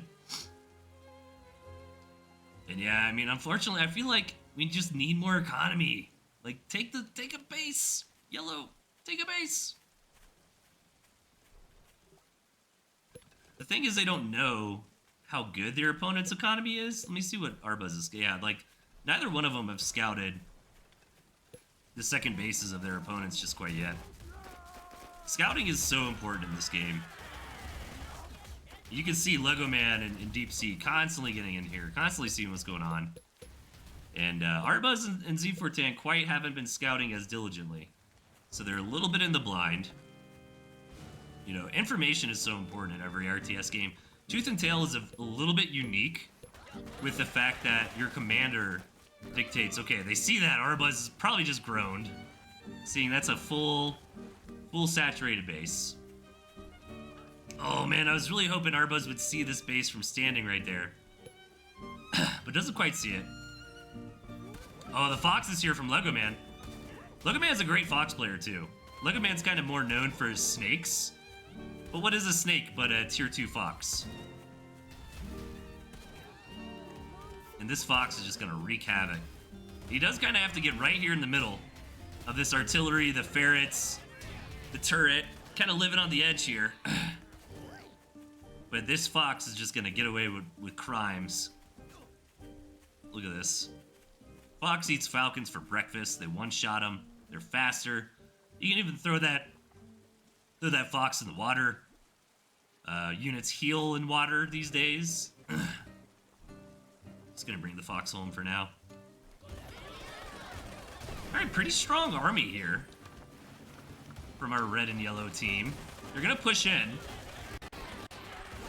Take the Toads onto that base, Arbuz. Alright, Arbuz trying to be careful of his Toads, but not getting the best connections. Lego Man's Toads were able to trade pretty well. Is this a good attack? It started off well, but now these owls in the back are gonna clean everything up. And I think that is gonna be it for this game.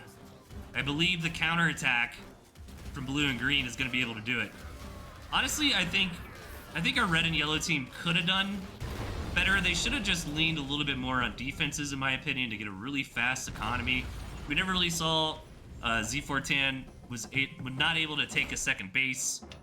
And that's going to be it. Deep Sea and Lego continuing on in the winner's bracket.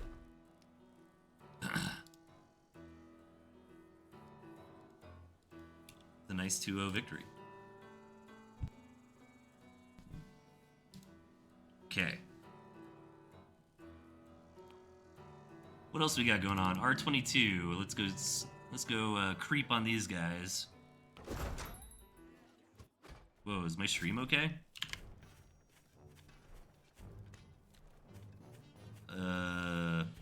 Is the stream okay? Is the monitor just bad?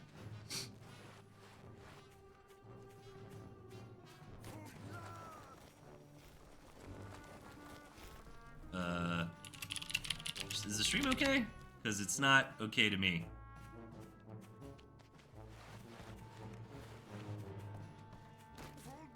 Looks like people are saying it's fine. Stream is okay, good. Okay, thank you.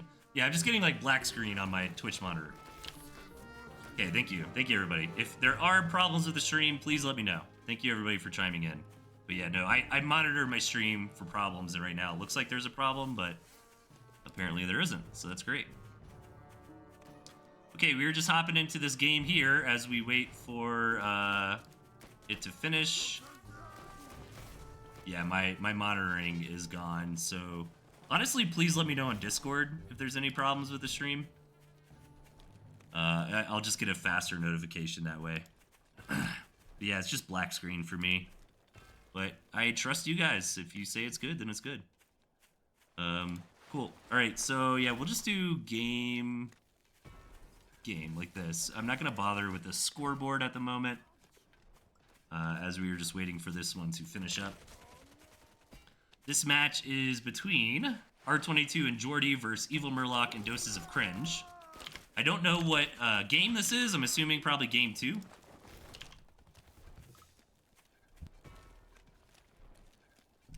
And the loser of this gets eliminated, by the way.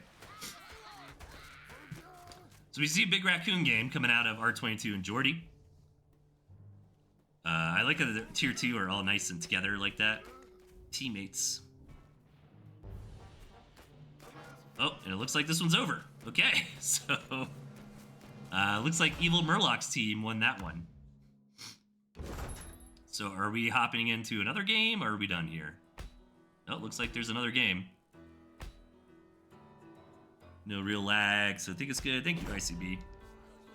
Yeah, for some reason I monitor my stream on Twitch, and for some reason it's just not working right now. But a lot of you chimed in and reassured me that it is working fine, so I appreciate it. It looks good on OBS too. It's just not good on Twitch for some reason. Okay. Let's rock and roll. I'm assuming this is probably the final game. It's probably tied up 1-1. I don't know for sure. But we've got Murloc and Doses of Cringe, aka Doses of Evil down here. And then we've got R22 and Jordy up top. Oh, R22's deck actually looks like a lot of fun. Let's see. So, okay, so Jordy could maybe, like, build some cams and toads and, like, hold the door. R22, throw down some barbed wire, try to get into, like, Badger Pigeon. That'd be sick. Mole Rush going on? I see Doses has a Mole Warren somewhere. Yeah, there it is. Oh my god. Doses of Cringe signed my mouse pad, dude. He just effectively did a Mole Rush against the champion of Tooth and Tail, R22. Amazing. No, sell the... Now you gotta sell the moles and go home. Sell the moles and go home, dude.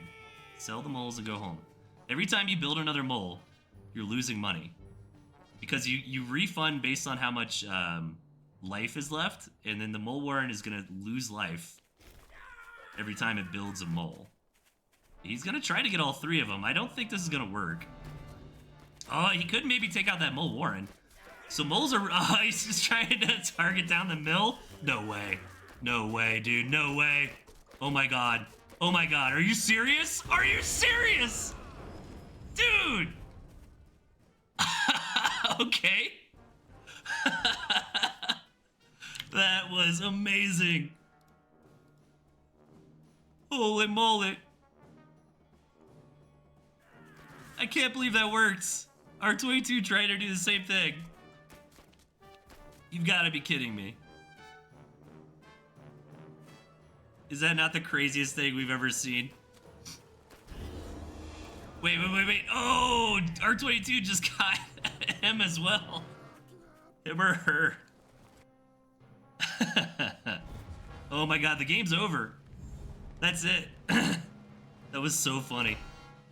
Okay. Wow. That's gotta be it for the... Dude, that was insane. I need to clip that. Somebody should clip that. Alright, that's gotta be it? Yeah. Alright. So, I guess Evil Murloc won? I don't know, I was too distracted. That was crazy. That was insane.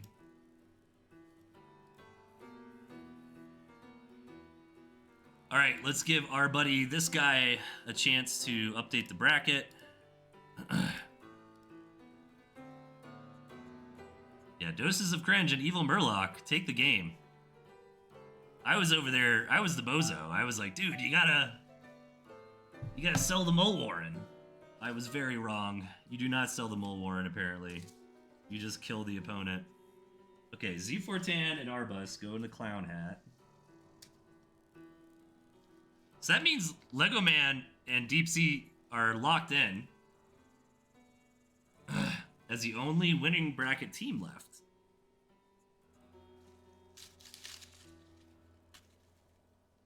Doses of Twitch, that was so good. Doses of Twitch, Doses of Cringe. That was so good, dude. Well done. Sign my mouse pad.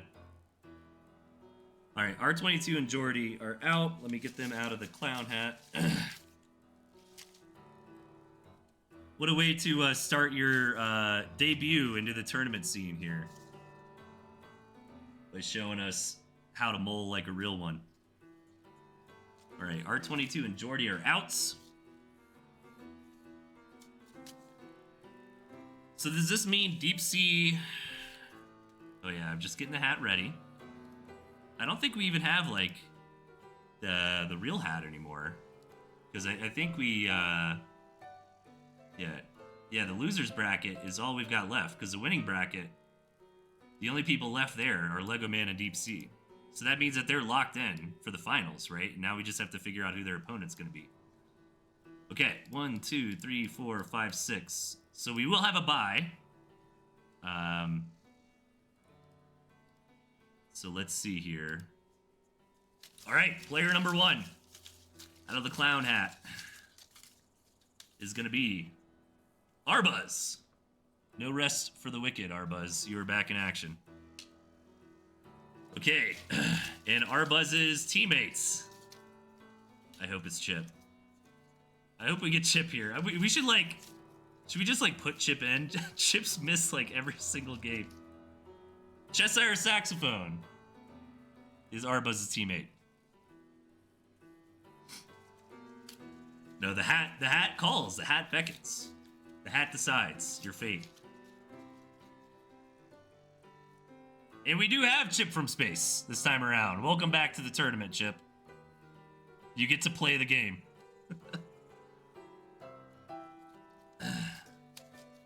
Unfortunately, we will not have Chip and Arbuzz on a team together in the end, though, because they're going. One of them gets eliminated right here, right now. And Chip's teammate is going to be Doses of Cringe with the impressive Mole Rush. Which means Evil Murloc and Zefortan are on... No. Yeah, that means that they have the bye, right? They're the last two. Okay. And I think that's all the hatting that we need at the moment. Yes. Okay, cool. So we can go back to no Deltia's cam. Bam. Alright. So we're gonna have Arbuzz. Cheshire Arbuzz. Versus Chip and Doses of Chip.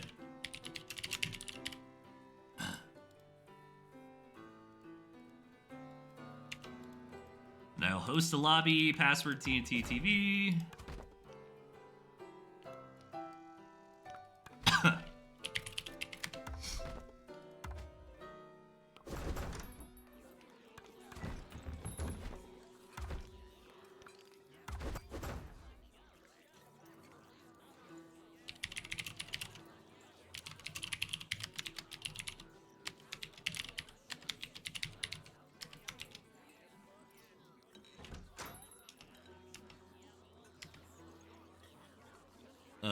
Who am I missing? Cheshire. Very cool. Cool.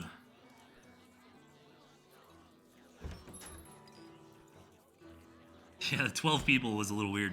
We had 16 sign up, and then a couple didn't confirm. So I appreciate everybody's patience. We have had a lot of buys. Honestly, that's just kind of how the way it goes, you know. But honestly, I'm always impressed when we do these like one-day tournaments. It always goes pretty smooth. Like, we haven't really had any downtime. We're gonna knock the whole thing out in like what, 2-3 hours. It's been about an hour and a half so far, a little bit over. And we're able to get through it pretty quickly. So I imagine the whole thing. I mean, how many more games do we have? 2 or 3? And it's just getting faster because, like, this is the only game this round, isn't it? Yeah. Yeah, we're going to have this round, and then one more losers round. And then that'll lock in against the winners. So the question is, are Lego Man and Deep Sea locked in on a team together? Or do we throw all the names back in for the finals? I feel like they should be locked in on the team together because they're winners bracket, right? Like, they never lost a single game. I don't know. Let's see what this guy thinks. Oh, is Arbuzz having problems again? I hope not. Maybe someone hosts. Deltius join after. Okay. Can't join again. All right. I will back out.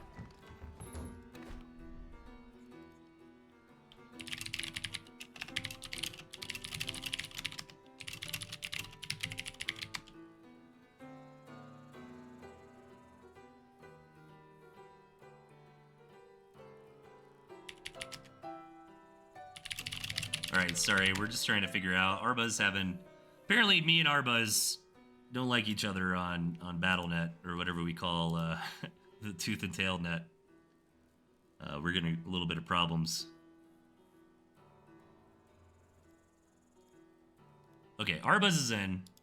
Let me try to join again. Come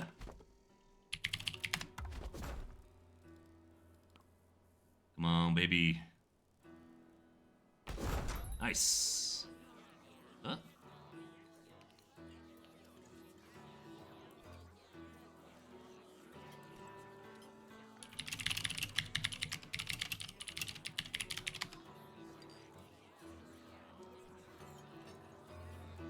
Did they launch? We're in deck select.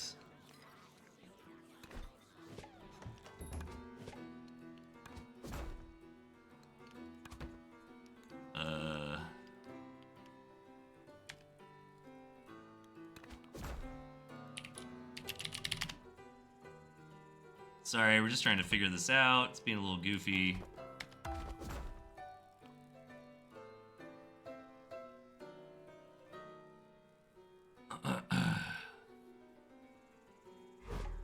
Match entry failed.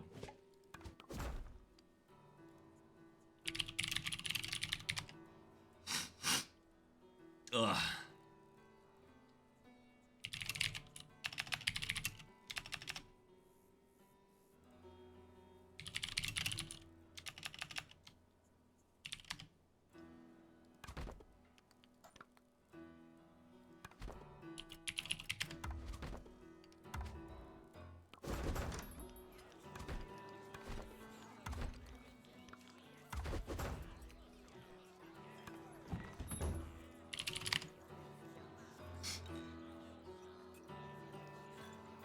Give us one moment, everybody. Just trying to fix this goofiness.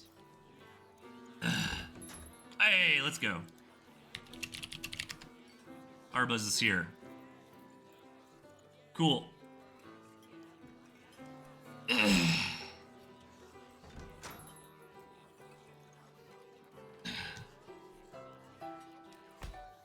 Alright, we just need one more.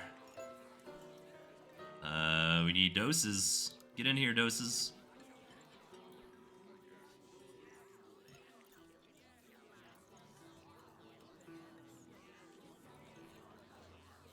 Come on, baby. 4, 4, 5.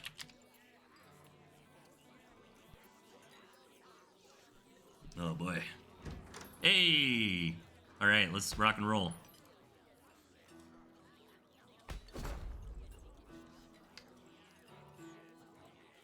Here come our random decks. Let's do this. Chip with the Owl Fox. Alright, in the bottom, we have Arbuz and Cheshire. And up top, Chip from Space and Doses of Cringe, aka Mebanon. Okay, we have one squirrel. One player has a single squirrel or lizard between all four. Arbuz's deck looks pretty good, to be honest. Oh, we got some quick moles out of Chip. Maybe taking a move out of Doses' playbook. Are we just gonna win? All right, coming in with a mole rush. One farm down. Oh my god. Cheshire didn't sell it? Even if he sells it now, he's already taken some damage on it. Meanwhile, a successful mole rush from Doses here. Let's go. Chip's not messing around. Moles are so bad against built pigs, though. A lot worse than they used to be. They're really only good against the pigs while they're being built. Because they're considered a building while they're being built. But when they're up, they're considered a unit. The moles do a ton of extra damage to buildings. Not so much against units.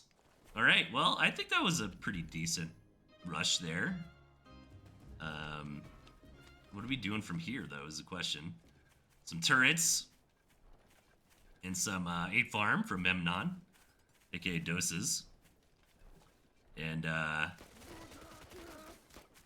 Chip trying to get into some Falcons here. Gonna wait to queue the farm. Oh no, actually, yeah, he waited to queue the farm until the Falcon was built. Well done there. Doesn't want to block that production. All right, Doses of Cringe. I can't believe he took down that mill with 3 moles. That was so crazy. I didn't even know you could do that. Somebody should clip that. That was crazy. All right, Arbuz sneaking past the turrets here. Falcon is up though. I think Chip's fine.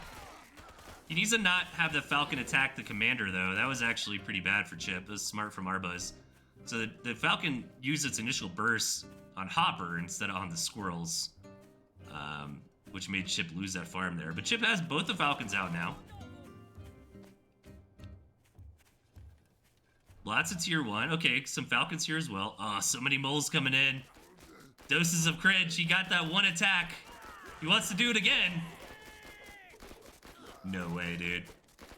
There's no way. All the pigs are helping to defend. What? No! Dude! Oh, that's so funny. Doubling down. He's coming for you next, Arbuzz. Dude, this guy is a legend. Oh my god. I mean, the game's over now. It's like 2v1. Poor Arbuzz. This is so good. Arbuzz trying to position against Chip's attack, but meanwhile, the moles are coming in, dude. You can't stop the moles from doses of cringe. Here he goes. Arbuzz is trying to move out against Chip, but it doesn't matter. All right, maybe these moles won't get it. One more attack. All right, here come the extra moles, though. These guys should get it. Come on in, buddies. Oh, yeah, there it is. Oh, wait, Arbuzz built a... Oh, he already had another mill. Okay, I was like, wait, that shouldn't matter. Oh, man, poor Arbuzz. Getting cheesed out, dude. That's so funny. I can't believe you could do that. Like, nobody ever does that. All right. Dude, the Tooth and Tail gods need to deny Doses his moles, okay? He's too powerful with the moles, man. Let's see if he gets them again. The moment we're all waiting for. No moles this time. Cheese from space. All right, let's do this. Oh, that's so funny.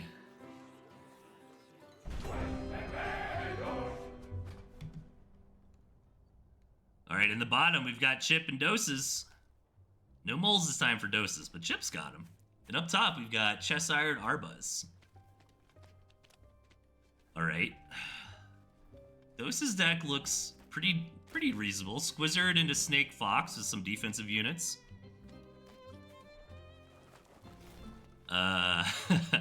Cheshire, meanwhile, Squirrel Toad, Squode with Boar, Falcon, also a pretty reasonable looking deck. Arbuzz has got the goofy deck this time. Arbuzz is gonna try his luck with the Bull Rush, but let's see if Chip can see it. Yeah, Chip does see it. Builds his own counter moles. Chip's deck looks okay. Like, Lizard Bull is kind of weird. You know, Ferrets are kind of weird, but you got Boar, Owl. Chip's just going straight for the Warren. Okay, bullies the Warren out. No free win for you, Arbuzz. All right, and Doses throwing out some mines. Where did you put those mines? Oh, interesting. Huh. Weird spot for some mines.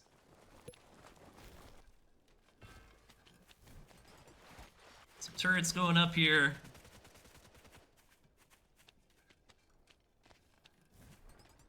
And we might have a little bit of a slower game for the moment. I need to get another cough drop, man. This is all I have to do this weekend, which is nice. So after this, I am just in I am in couch front mode, finishing getting over this sickness.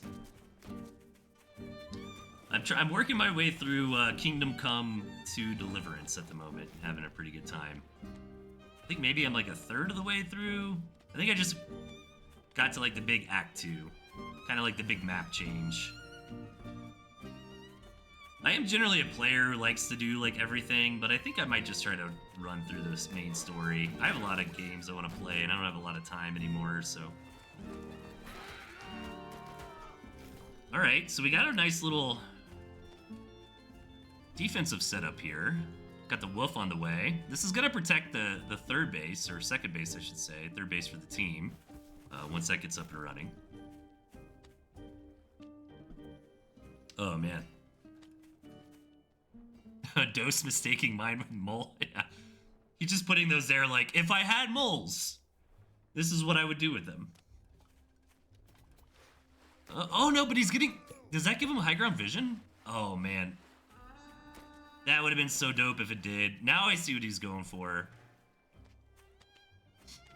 What happened here? No, I think it's just, Alright, we got a very defensive game. And this is what, like, 2v2's used to look like a little bit more often. Okay, I'd love to see this response, by the way. Like, if you're ever against opponents that are turtling up, like, you know what you do against that? You just get economy.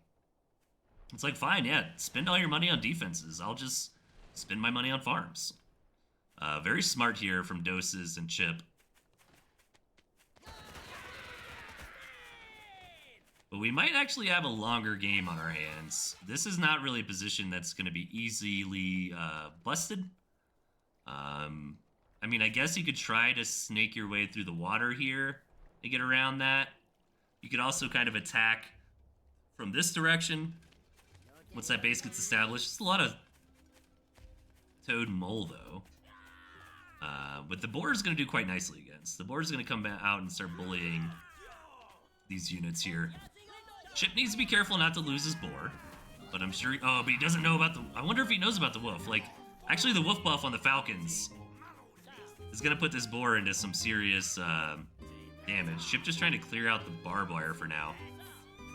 Really good economy here for Doses in the background, by the way. 19 farms. Unfortunately, Doses' army doesn't have anything to really scale a bunch of economy into. I mean, maybe you can get like 2 or 3 foxes. But Fox doesn't, like, 1 Fox is generally enough, maybe 2. Like, 2 is nice to really one-shot most units. Other than that, I guess you just kind of go up on snakes and balloons. Chip kind of has more of the comp that you'd want a lot of the economy into. But generally today, Chip has not been playing a very big economy style. He's been very aggressive. But really, I wish Doses didn't take, like, every mill, though, because I would have loved to see Chip have a 3rd base economy. Like, really, this should have been Chip's base, I think. You know, because, again, he's got the Owls, and the Owls are really the tier, the 2v2 unit, you know? They scale super nicely.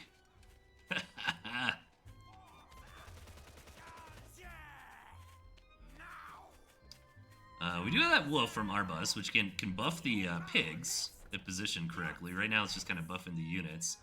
All right, so I think this is going to be our first proper macro game of the day, at least the games that I've been able to observe. Every mill taken on the map, we're only 5 minutes, 30 seconds in. You know, I'm going to go get a cough drop while this keeps going. So I'm going to AFK for a minute. Hopefully I don't miss anything too crazy. But I need to get a cough drop so I can keep yapping. I'll be right back.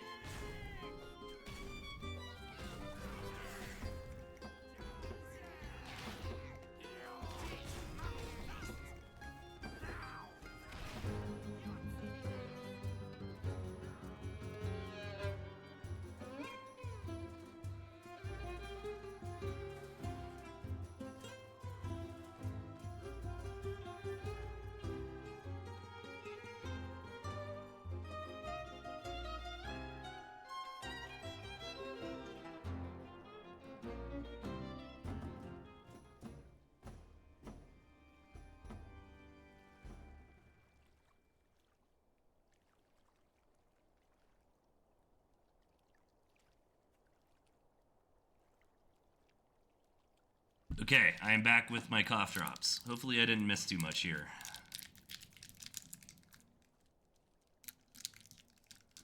Arbuzz is really almost out of economy, huh?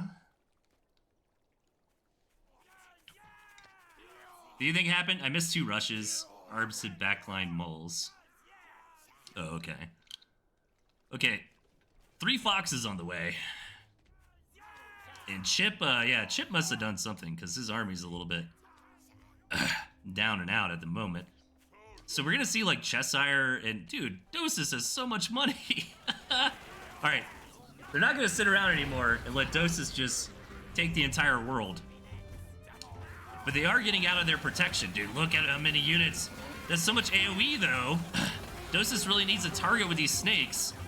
Make sure he's killing that tier 3. 3 wolves on the back end.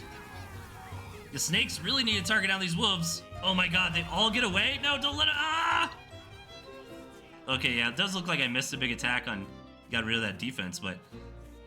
Dude, Dosis just has so much money.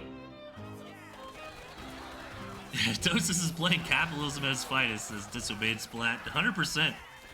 I mean, that's what any RTS game comes down to, you know? Dude, what if Dosis, like, wins the tournament today? How cool would that be? 21, dude, Dosis has more money than every other player combined.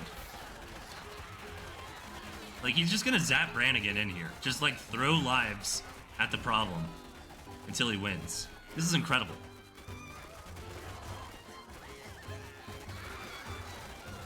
Absolute cinema.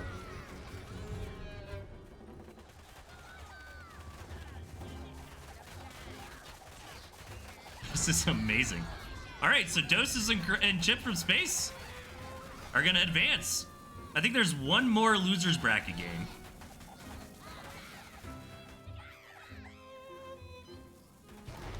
And then we're gonna go into the finals.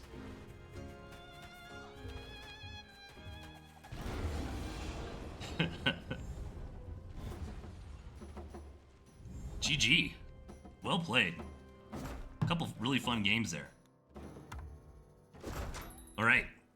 So that means, unfortunately, Arbuz and Cheshire have been eliminated. Let's get back to the bracket here.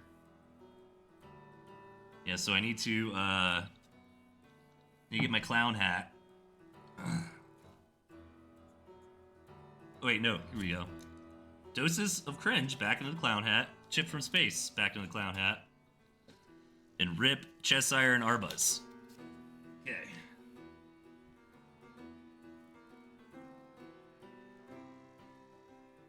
All right, you guys.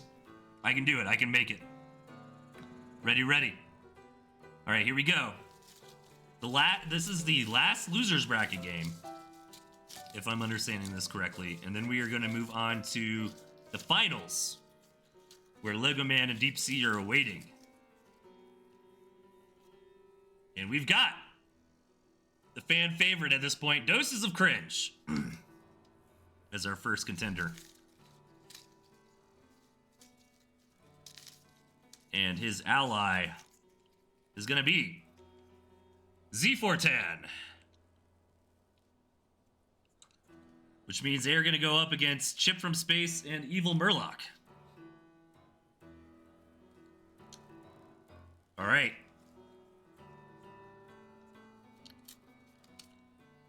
Evil Murloc. Oh no, Z4tan is with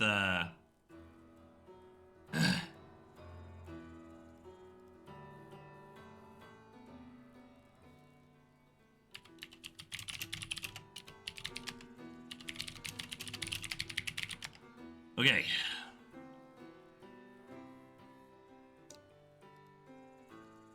All right, here we go. We're gonna have Doses and Murloc versus Z4tan and Chip. Is what these final teams are gonna be. All right, so let me get both first straws to the first two teams. So Doses of Evil against Z4tan Chip. Here we go.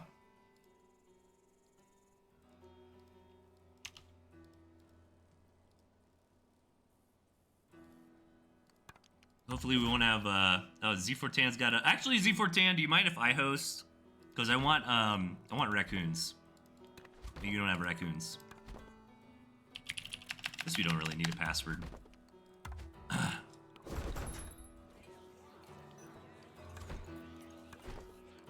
Please join my game instead. Let me tell everybody. Okay, they figured it out.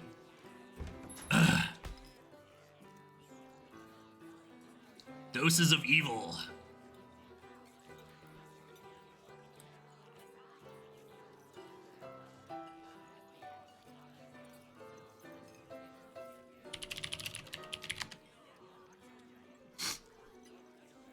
Ugh. All right, so the winner of this will go on to the finals. We have 2 more games. We have 2 more games today. Yeah, that's it. This one and then the finals.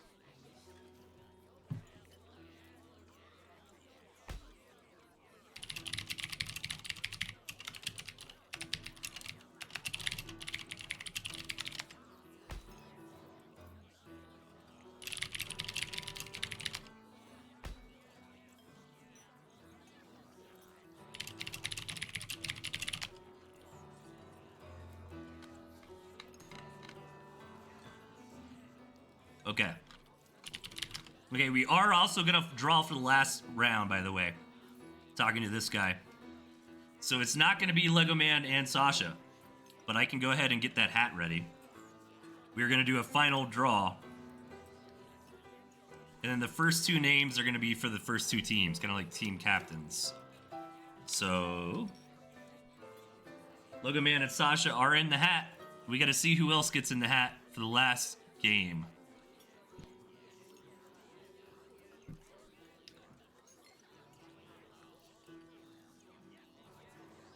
Wrong teammates. Oh, I have the wrong names. No, it's correct.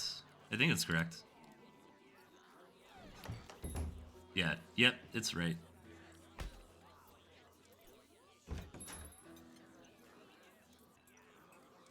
Oh, they had the wrong names. Okay, yeah, never mind. Okay, here we go.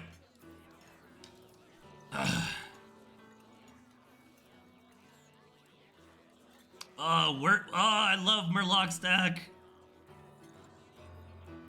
Wolf Fox, Artie. That's so much fun. And Ferret. Wow, 3 ferrets. Alright. Wolf Owl, Skunk from Chip from Space. Very powerful comp. A few seasons ago, Wolf Owl, Skunk, Snake was considered like the best thing. Take a look at that finals, Tatanka versus Mishi on my YouTube. Tatanka was piloting the Wolf Owl, Snake, Skunk against Mishi, trying to be creative and take it down. Great series. Alright, here we go. In the red and yellow, we've got Murloc and Doses. Doses of Evil. And up top, we got Chip and Zefertan.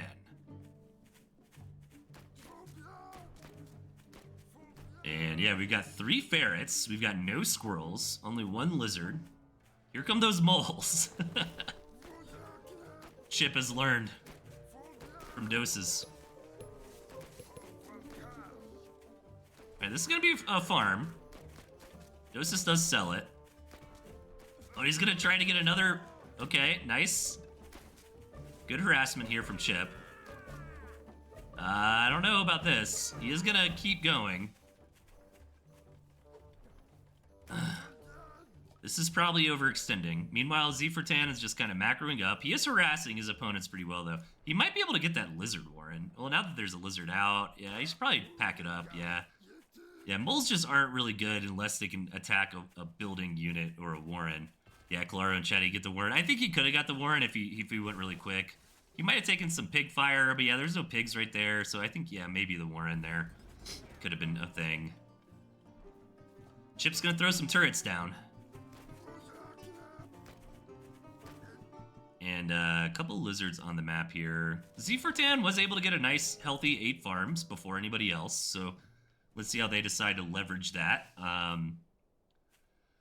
Expansions seem fine. I like how there's just like 1 ninja base over at the 9 o'clock if anybody wants to take it. Oh, okay, snakes. Nice.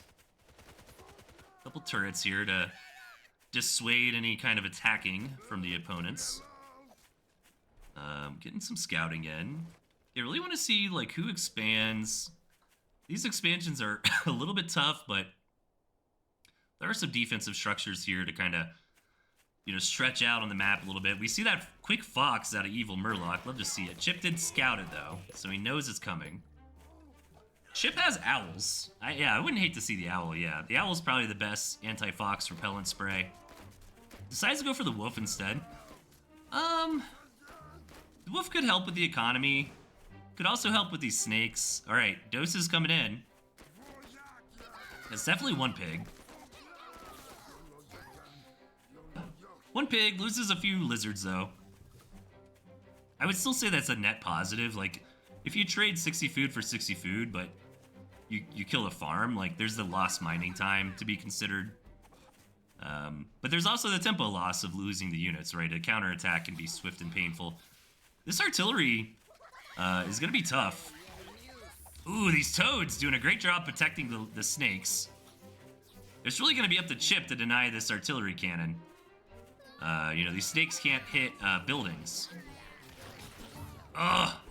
Yeah, he needs the moles here. The moles should do it. The snakes need to hold their ground. Snakes are a little bit tanky. Oh, I think they could have kept the mole warrens there.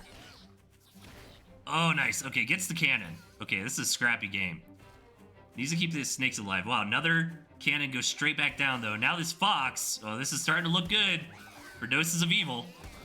This fox is really going to help defend that cannon.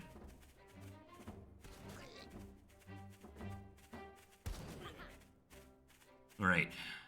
Ooh, this is tough. Evil Murloc, very powerful player. He's got a fox. Now, he's got to be careful. If these snakes tag the fox, you know, this fox is pretty squishy. I think it's like 2 snake tags will kill it. But there are pigeons here. And the fox is faster and outranges the snake. Yeah, this is tough. This might be checkmate here for Doses of Evil. I mean, they've got this fox just running rampant. Okay, the wolf's here. That's going to change things a lot. Now the green and blue units also get that speed buff.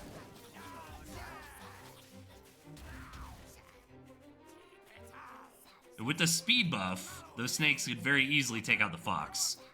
So the turns have tabled here a little bit. However, Doses of Cringe, man, and getting that second base fully up and running is a really big deal. We've got an artillery cannon. We're getting a balloon.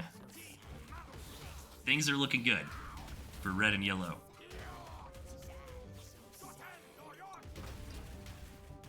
All right, trying to get up to second base. This is a little bit tough. Oh, sneaking the fox over to get Chip's bacon. That's definitely a dead fox. Yeah, geez, 11 stacks of poison and a toad. All right, we're getting at that 5-minute mark. Chip's gonna go take this 9 o'clock. I think that's a great idea. Evil Murloc really needs a second base. Okay, he's gonna take it here. Man, this is crazy. Look how close these enemy bases are.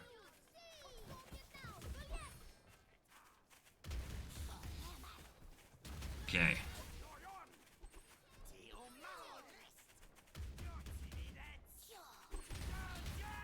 The snake's trying to dance out of the fire. Dude, the snake's with the butt. Oh man, those toads.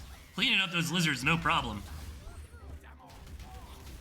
Chip and Z4Tan just really need more, like, units that can hit buildings, right? Like, Z4Tan needs to get some ferrets in here, I think. Really struggling to get that second base up. I do think the big story in this game is Doses of Cringe's second base. And now he's getting that Badger going. You know, these artillery are up and running. I think Z4Tan really needs a ferret warren to just start, like, kind of striking back at some of these structures. Chip is, like, baiting the artillery cannons away from the units, which is nice. Chip does have a base going. Okay, getting the owl. The owl's going to help a lot. But we really need a ferret out of our blue player here. I think that would be a very big deal.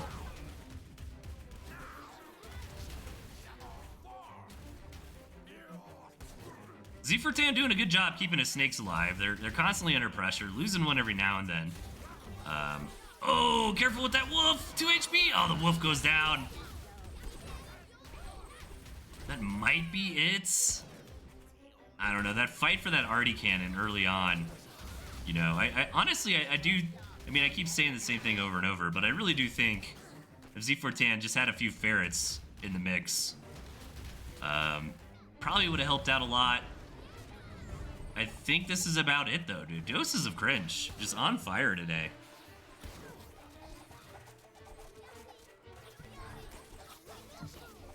Gonna come in here, start dealing with all the infrastructure.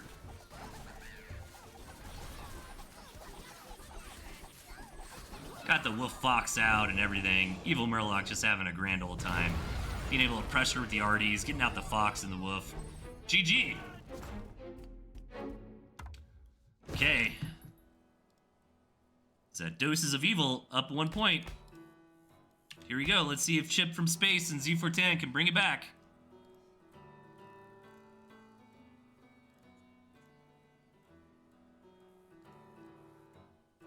Just so everybody remembers, this is totally random. Random teammates, random decks. So let's see what we get this time around. Chip from space with the Fox. Very nice. Fox Snake. I think that's enough tools for Chip to make something happen. Oh no, Doses of Cringe got his moles though. Uh-oh. We all know what happens when Doses gets moles. Z410 with an interesting comp. Dude, Wolf Ferret is actually something really strong. I'm trying to remember, there's a very famous StarCraft player, StarCraft 2 player, I'm blanking on his name, but he's like super famous for cannon rushing, and he was part of the Tooth and Tail scene for a little while. And he played Wolf Ferret very, very well. Alright. Yeah, totally random, and then the winner of this is going to go on to face off against our winner bracket team. But talking to this guy, we're just going to throw all the names back into the hats. We're going to get random teams one last time. So here we go. Evil Murloc and Doses in the bottom left. And up top, Z410 and Chip. Alright. Again, no squirrels. Only a single lizard. Murloc's deck.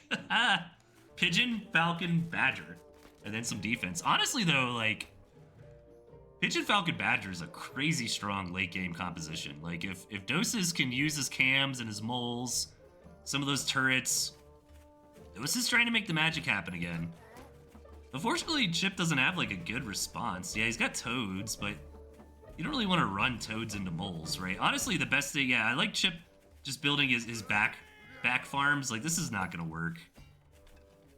Unless Doses wants to try to just kill Chip immediately. Oh, meanwhile, Murloc's doing a turret rush. Okay. Oh, here we go. God. So much action already in this game. We're not even at 1 minute.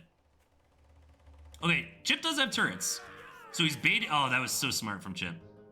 Baiting the moles into the pickfire with the turrets. Like... Alright, what's going on up here? Okay, it looks like... the lizards were able to take down that turret, but that turret did kill a pig. Oh, I have too much to look at. Okay, the lizards are taking down that mill. Looks like that mill's gonna go down.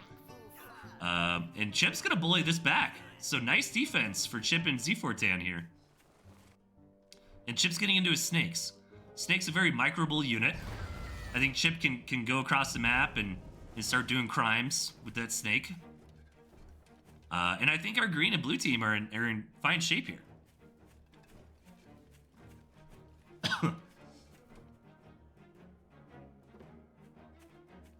Coming down to the other side. Snake's coming out for Doses. Doses getting up to 8 farms. We do want to see 8 farms pretty quickly from everybody. I think that's a mistake you can make in this kind of portion of the game. Yeah, Z410 got there. Chip is waiting on that last snake to get paid for, and then is going to queue the farm. Nice. Is going to move out. Z410 getting ready to support with his lizards, looks like. He just doesn't have too much at the moment. Evil Murloc needs to get that last farm down. There it goes. Okay, so we're all back up to 8 farms. And Chip, getting 2 pigs. Doesn't quite get that last tag. Oh, but he saves the snake. Yeah, very good. Oh, this is looking good. Nice. Okay, gonna lose the snake, but killed 3 pigs here. Getting lots of damage. Gonna back up for now.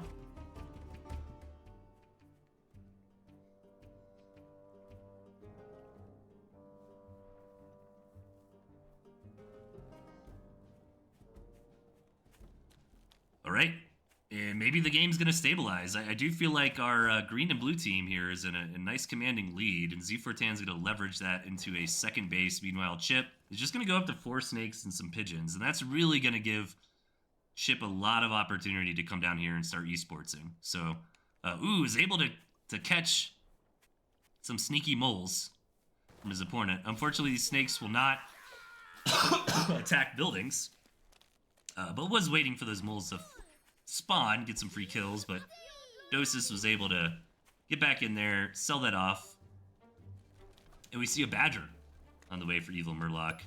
It's an important scout for Chip. Let's see if Chip can see it. Meanwhile, Murloc just got a nice scout against Blue. Doesn't see the Badger, so our green and blue team is not aware of the Badger just yet. Chip gonna go ahead and expand. Chip has not been expanding a lot today, so I'm happy to see him getting a reasonable second base timing here.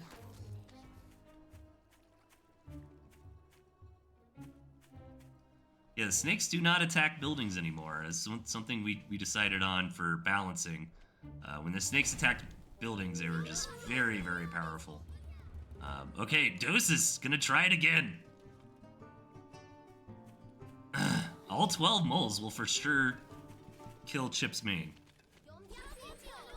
Lizards popping some mines, coming back in, getting healed. Chip's gonna throw down some farms. Good economy from our blue player. Dose is just waiting at the moment for all of his moles. It's not gonna kill Chip though, which is what he wants. This is so funny. Now the mills get more HP over time, but damn, moles do so much damage. This is gonna have to trigger an attack, I think. I think you just gotta go. Like, you just go. And Chip's making another mill. So Chip's base is getting destroyed by moles. Z4Tan does try to come back and clean all this up. I don't know if that was the right move, though. I think maybe you just attack.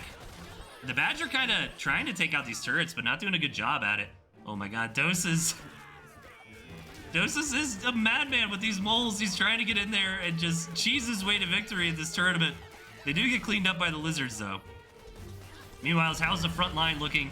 A lot of poison, a lot of healing on this Badger. Chip's mill was taken out. And Doses, you know, for his crimes, he really doesn't have a big army at the moment. He's just gonna sell everything, probably for some more moles, if I had to guess. The Badger went down, so this looks like a victory for Chip and Z4Tan. The mole's just not making it happen this time around. I was hoping to see him try to build. Z4Tan's so afraid of these moles. He runs back home. Yeah, they just gotta come kill it. You know, these snakes, unfortunately, can't attack buildings. And GG, we're tied up 1-1.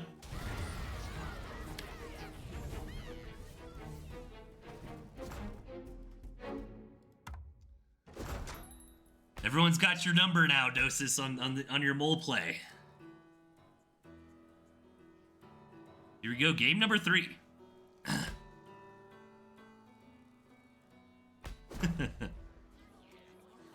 Good luck to our players. The team that wins here will be back in the hats and advancing to the finals, where Lego Man and Deep Sea are waiting in the hats already.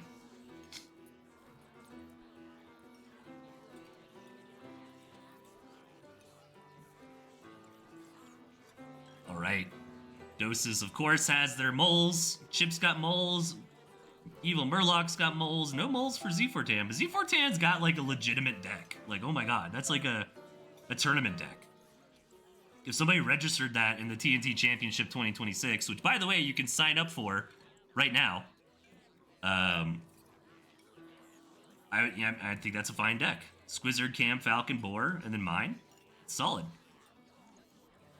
Yeah, signups are available, everybody. Go over to the TNT Championship Discord and react with the crown and the announcements to sign up. It's going to be very similar to last time. Group stages into single elimination round of 16. Here we go. Evil Murloc and Doses of Cringe in the bottom. And up top, Chip from Space and Z4Tan. Again, Z4Tan has like a proper ladder deck. Meanwhile, his ally, Chip... Oh, Wolf Ferret. I want to see somebody do some work with Wolf Ferret, man. Here comes Doses with his moles. Honestly, like, getting 6 moles and then just attacking the mill seems like a pretty viable, like, legit strategy in 2v2. All sorts of moles coming out. Z4Tan's sad he doesn't have moles. I think Z4Tan's making a bit of mistake, though. Yeah, I don't think Doses should have showed the fact he's got moles. Like, wow, he actually did get that farm. Yeah, and I think Z410 should have 5-farm Warrened. Chip is going to clean up the moles on his side. But Chip needs to come defend his allies, as here comes Dosis. Trying to commit crimes here. Does sell off that Warren.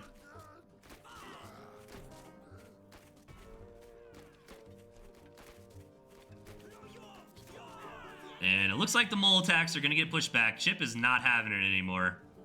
Doing a very good job defending himself and his teammate. And we're going to go into a regular game here. I love the 5-farm tier 3. Doses is like my new favorite player. This guy's awesome. All right. 5-farm tier 3 on the way. I actually used to do some like 5-farm Fox builds a long time ago. That could actually kind of work. You got the right map spawn, you know, you got some turrets, you turtle up. It was, of course, cheesy and janky, but it's fun to try to figure out things like that. All right, Murloc's got his chameleons across the map, bullying some of these moles here. Trying to look for some damage.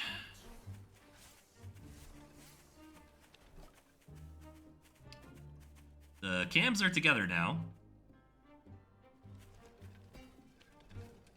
And Chip is... I don't think I've seen a single game where Chip has got squirrels. All day today, by the way. He's gotten lizards a few times. I like the distraction moles, to be honest. Like, he bought and paid for this owl. And, like, if the green and blue team can't... Okay, no, they did scout it. They know the owl's on the way. So Chip's response to that is just going to be, can I knock out? Yeah, this is a good knockout comp, to be honest. Like, I think he's about to just kill Murloc. Let's see how much these cams can help. Squirrels from the other side. All right, let's go, go, go, go, go, go, go. Yeah, the squirrels distract Murloc's cams. And here comes Chip.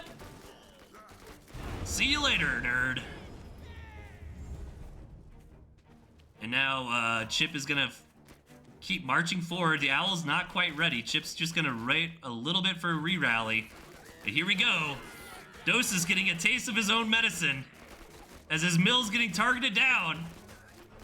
And there it is, ladies and gentlemen. Chip from space and Z410 advancing to the finals. Nice quick game. Which is good because my voice is about done. All right, so let's go back to Cam. All right, one final hat draw here. Let me get my, we got Chip from space and Z410 going back in the hat with Deep Sea and Lego Man. I hope everybody had a fun time today. I know I did, and I am ready to enjoy this final match. Let's see who it's gonna be. Is this it right here? Oh, okay, no, he's got it there. Cool. All right, so we're gonna do, by the way, the first name goes to the first team. The second name goes to the second team, is how we're doing this last drawing. So it's kind of like team 1, team 2, team 1, team 2. Okay. Here we go, everybody. The first team 1 player is going to be Lego Man.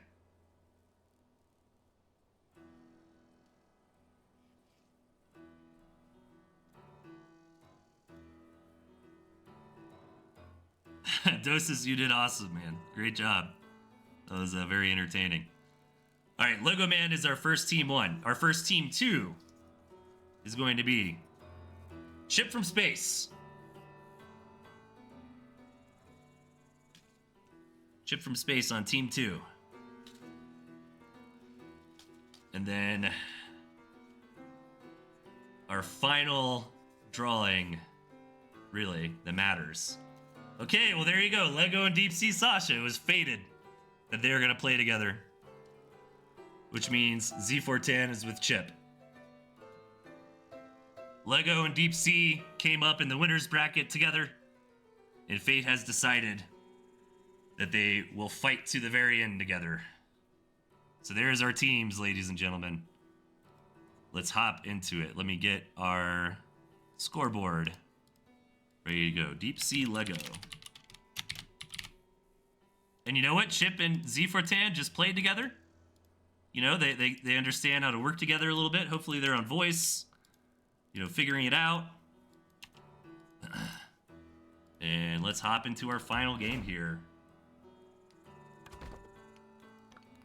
No password. We don't need a password. Please do not join this game, by the way. Do not join the game if you are not one of the players. If you join the game, you could introduce lag, and we just don't want any lag. You have the best view here on Twitch. You do not need to join this game. Good luck, everybody.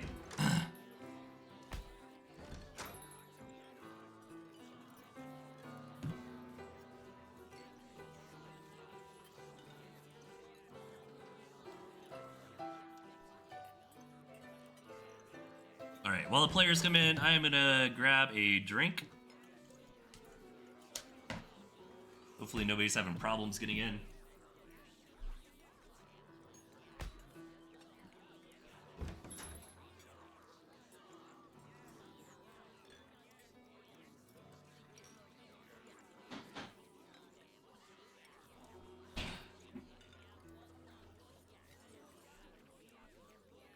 All right, here we go. Deep Sea and Lego, undefeated. Well, not necessarily undefeated. I think Deep Sea is legitimately undefeated. No, I guess both of them are, huh? Because if they did lose a game, then they would have went to losers.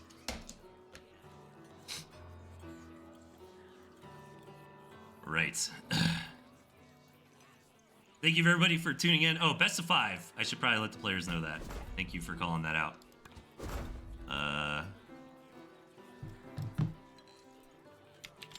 Deep Sea, Lego, Chip. This is best of 5. We change that here.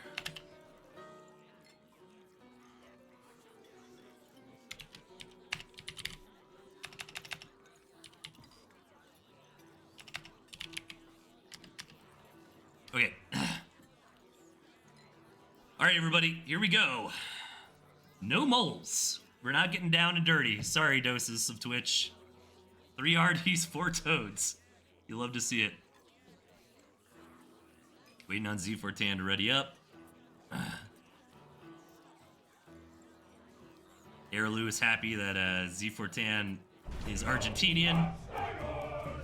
Another Argentinian player in the finals. Here we go in the bottom. Deep Sea and Lego, our reigning winners bracket champion. And in the top, we've got Chip and Z4Tan, who just did a great series to earn their way here into the finals. And this is going to be a great one. Disobeyed Splat in the chat, helping me out here. We've got 3 Arties, 4 Toads, 3 Snakes. Artie Toad Snake Fest. We've got Raccoon. Chips from Space has got Wolf. Again, like, I want to see this, like, Wolf Ferret. And Chip finally has, like, a real tier 1 in the form of Lizard. Chip is yellow this time. So it's yellow-blue versus green-red. Hopefully the players will be consistent about that. I know everybody kind of likes their certain commander. Like, I like to play Hopper. Hopefully people don't try to fight for commanders and we keep the colors the same. That would be very helpful for casting and for viewing. It's a nice solid little spawn here for our yellow and blue team. They've got turret Artie, so they could put an Artie like right here in the center, defend all 4 of these bases. Meanwhile, this feels a little bit more pressured, honestly, for Lego and Deep Sea. I mean, they can expand out to the right, maybe to the left, but it's gonna be tough. Like, I don't really see a world where like all 4 of these bases get taken from enemy players. I mean, let's see. Lego says, "Screw you, Delthius," the classic caster curse. And it looks like our players do want to get up here. But in there, I mean, to be honest, that makes sense, right? Like, fight for this high ground. If Lego and Deep Sea can get up here, yeah, start throwing down some defenses. Get an artillery cannon. Like, whichever team gets an artillery cannon established here, you know, might just kind of claim the high ground for the rest of the match.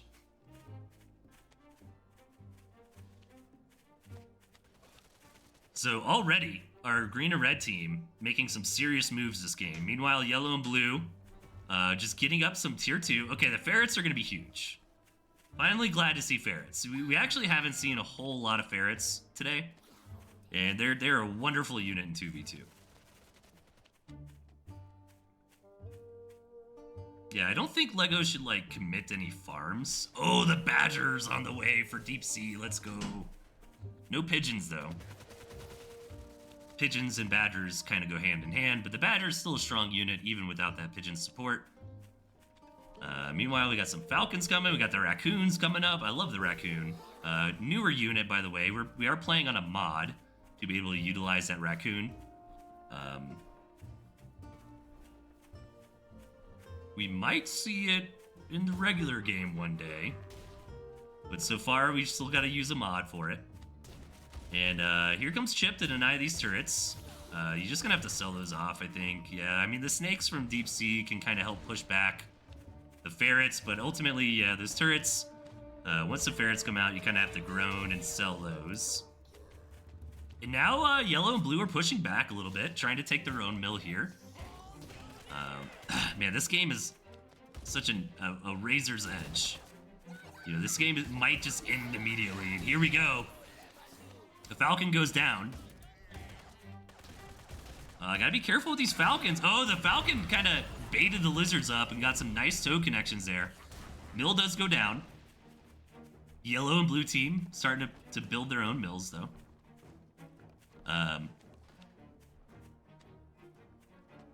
And Chip just kind of trying to find some value. Gets another turret. But the badger's almost here for deep sea, and there's an owl on the way as well. Okay, so it looks like yellow and blue did successfully push back the red and green team off the high ground. And here's the badger, but again, no pigeon for the badger. And also so many snakes. I will say that there is not a single squirrel or lizard between deep sea and LEGO, which is a little bit painful. Not a mole either. They only have tier 1 is a toad. So these lizards are quite a big advantage for Chip.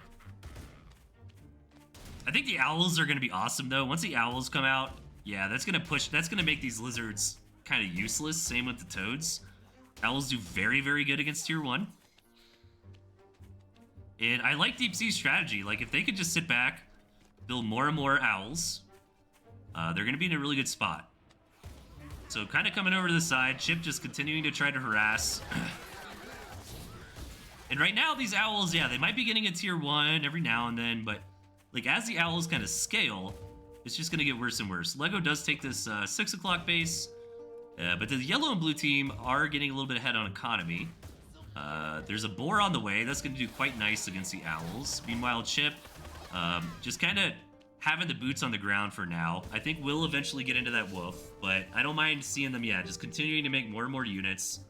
Letting kind of Z4Tan get into the snakes, get into the boar. So the boar will be a really good equalizer against the owls. But yeah, I do think Deep Sea just needs to build as many owls as possible. Owls here for both Deep Sea and LEGO.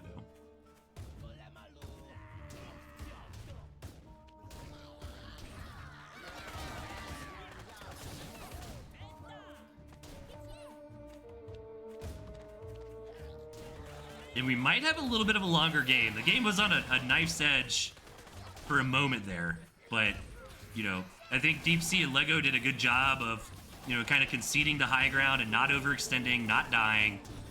But I would say yellow and blue are in a pretty decent spot at the moment.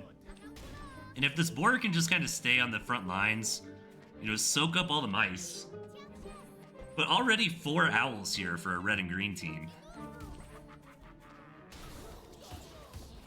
Yeah, these ferrets are really great here for Chip. You know, these ferrets are just going to chip away, no pun intended, at the enemy's base and at their units, you know, in between skirmishes. And I think they are going to just kind of eventually force the red and green team to kind of have to come out and make a move. Here we go. They're moving forward. They should probably pull back once the mice are expended. Try to minimize losing these falcons here.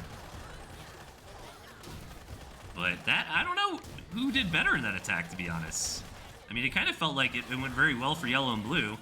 There's so many snakes here. They're kind of just tanking on the front line. Did the boar go down? Okay, the boar did die, but you know, very well sacrificed. And I think that's going to be it. I think Chip and Z4Tan are able to crush through here.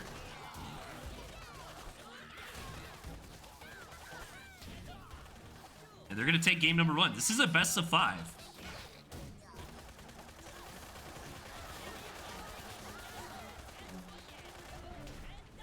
Yeah, this Falcon Snake comp in the late game here. There it is. They're going to tap out. We are going to go to game number 2. Chip and Z4Tan taking round 1.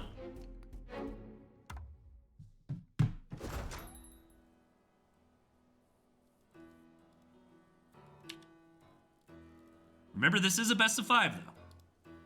So plenty more action to be had. Yeah, I can see some folks trying to change their commanders on us, unfortunately. I mean, it makes sense. Everybody wants their favorite player. My hope that we would keep consistent with colors. Not gonna happen.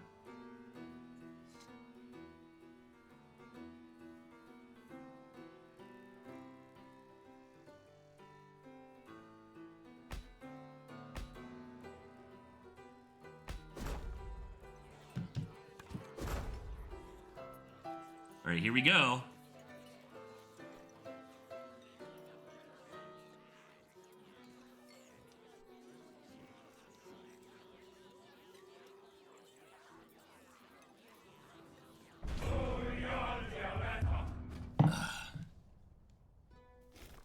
Okay, up top, we've got the red and yellow team now, Chip and Z4Tan, against the green and blue team, Deep Sea and Lego. Honestly, these like feel like the canonical colors to me. Like, I don't know, maybe it has to do with like art or like the way, like it's RGB, right? Are the main colors, and then yellow. How do you make yellow?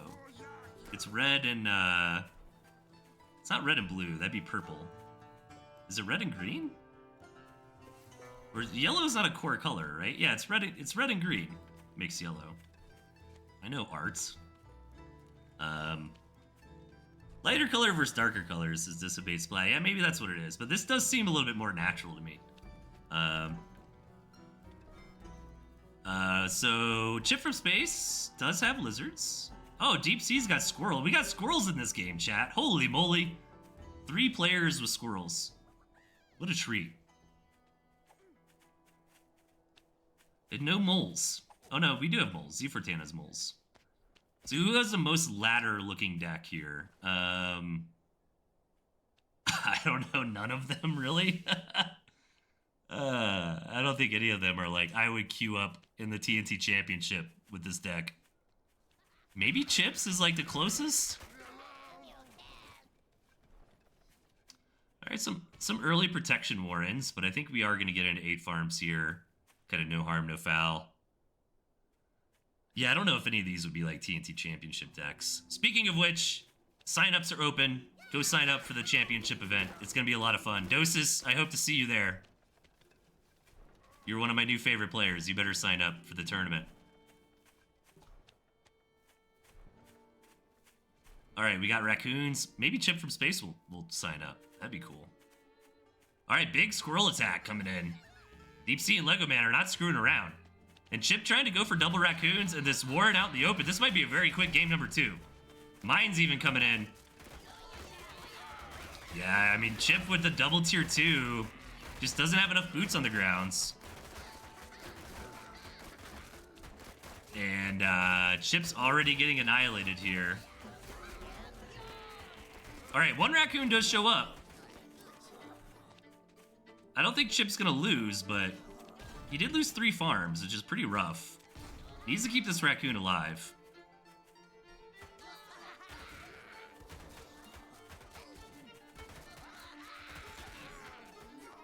Oh man, this is tight.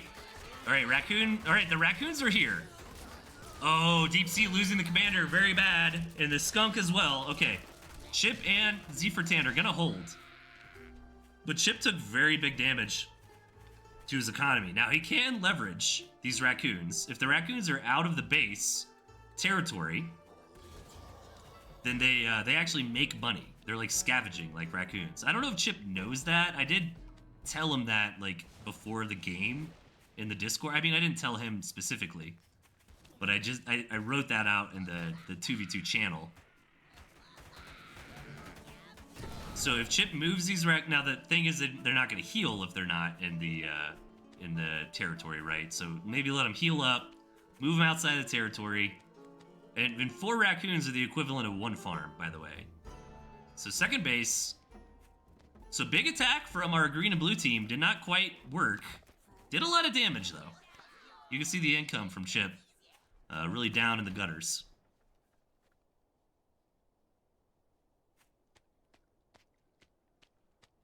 But we do see that that campfire being taken. That's also equivalent to a farm.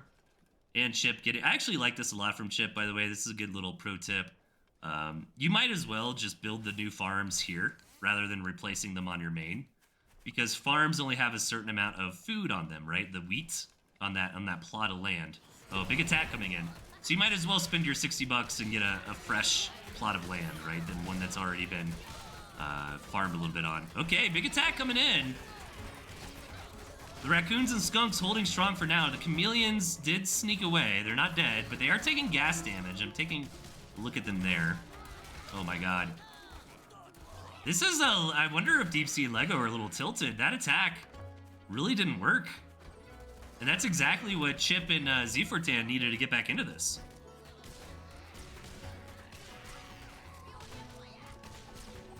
This raccoon skunk pigeon comp being very powerful, and now Chip and Z4Tan are feeling confident enough to maybe come in with a counterattack here. The pigeon's really helping out. Chip getting a good scout, seeing that there are some extra bases down there. Nothing has been farmed on them yet, just yet though.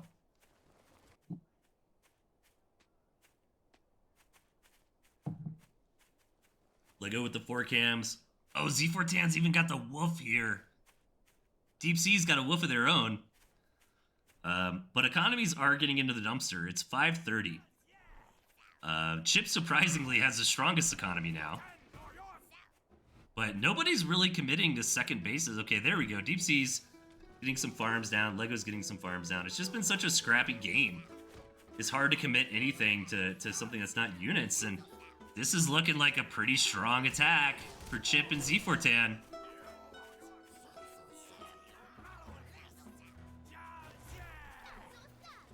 Z4Tan getting some farms down of their own.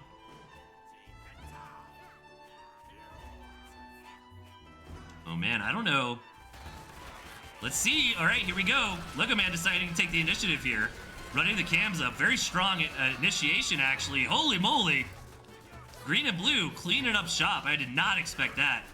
Very good game sense from Lego Man to just run those cams up at the right time.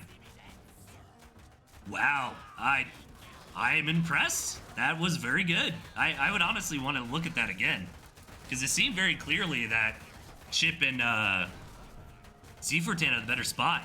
Yeah, Kalaru in chat, you know, the cam barbarians, the cams with that whoop buff, just went in there and just slammed down on the skunks and on all the tier 1.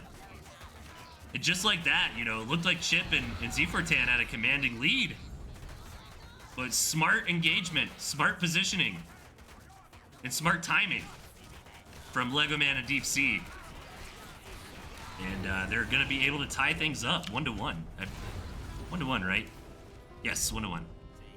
Yeah, my monitor is a bit screwy, but everybody says the stream is good. So I can't quite see everything I normally do. But yeah, there we go. 1-1. Cool.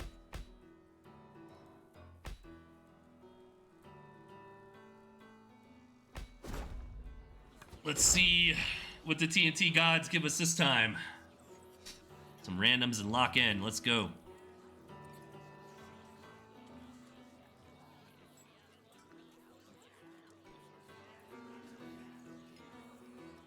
My cat needs to not turn my computer off.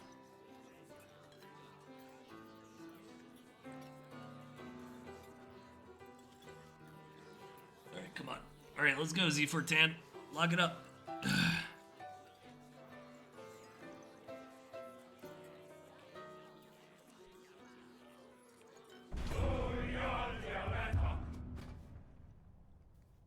Alright, over on the side, we got our red and yellow team, Chip and Z4Tan. And over on the right, Lego Man and Deep Sea, our green and blue team. And what do we got this time around? We got 2 bowls, 2 lizards. Oh, Chip's got some squirrels. Okay, Chip's deck looks almost like a ladder deck. Deep Sea has also a reasonable deck. Lizard, Cam. Snake into Fox. Can also... Okay, Lego Man's got a goofy deck. Probably the goofiest deck.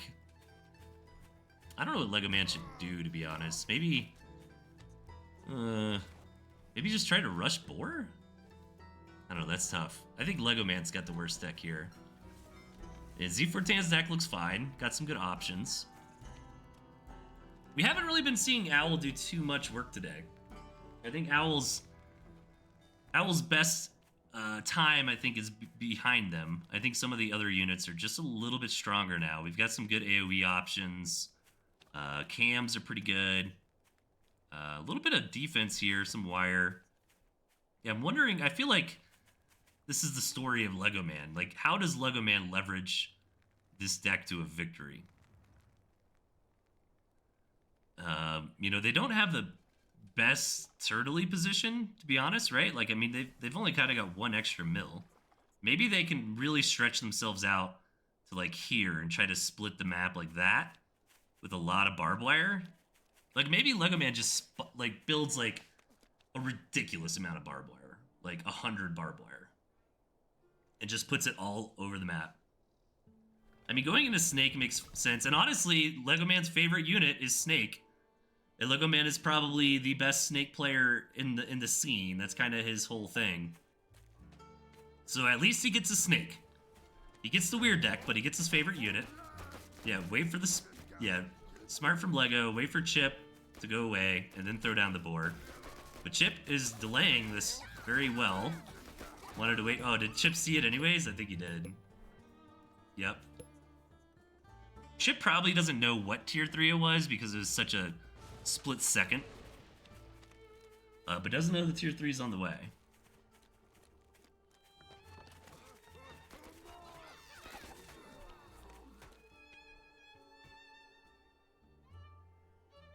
So we have to give this game a little bit of breathing room. Really fun event, by the way. Big shout out to this guy for making this happen.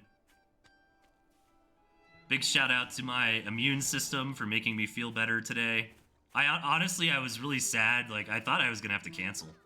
I mean, I was so sick yesterday. I'm still feeling a little sick, but like, I'm not dead on the couch sick anymore. And then all the players did a great job too. It really makes a big difference when everybody is like in place and ready to go. It's been very easy to like get games on stream, and all the matches happen pretty quickly. So yeah, it was a very, very good day of Tooth and Tail. I'm having a good time. And then I decided to announce the next championship this morning. I think that made sense, so we could kind of hype it up on the stream and let everybody know about it. All right, Chip and Z4Tan getting their economy going, kind of starting to stretch out on the map. And yeah, I mean, I don't know, like, what is the plan here, guys? The boar is on the way, but you guys need some economy. Like, right now, I feel like Chip and Z4Tan are just kind of running the map. This is a really challenging spawn for Deep Sea and Lego, to be honest. Deep Sea has just decided to go with a ton of lizards. That is pretty much the comp at the moment. No artillery cannon for red or yellow. Deep Sea does have an arty, but they gotta start fighting for this mill. Okay, I think their plan was just wait for the boar and go. Need to make sure that boar doesn't get immediately tagged down. 3 stacks of poison already on it, but the boar is gonna do such a good job against all the tier 1. Z4Tan moving the tier 1 around. I'm curious on the pathing of these lizards. Kind of retreated the lizards, but the boar is just doing so much work. This was such a tier 1 game. Look at that army graph, dude. The boar is the MVP. All right, you know, I was talking about I was so worried about Lego Man's deck. The Lego Man's like, no, I got pigeon, boar, snake. Good lord. Yeah, Chip must not have seen the boar. Like, I think Chip saw a tier 3, but he probably didn't realize it was a boar. Because look how much this boar just slaughtered everything, dude. Boar will eventually go down. Wonderful attack here from Deep Sea and Lego Man. Look at that army graph. Everybody getting destroyed besides Lego Man. Now this like mole snake pigeon is like surprisingly good at finishing off the game, right? Like, yeah, the snakes can't hit buildings, but the moles are great at that. The pigeons can help keep everything alive.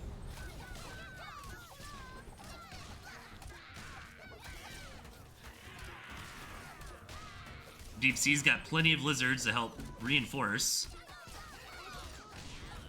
This was awesome. This was like just a very patient one base timing attack from our Deep Sea Lego team.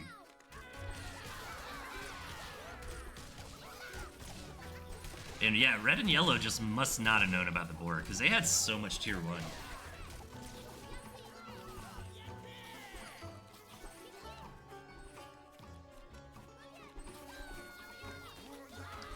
All right, Z4Tan's getting knocked out here, and Chip is not going to be too much longer. GG. Deep Sea Lego going up 2-1.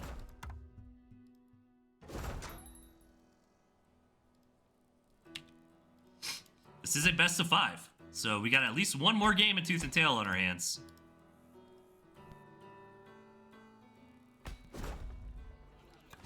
This is match point. Chip from Space and Z4Tan need to win here for us to get to that hype last game.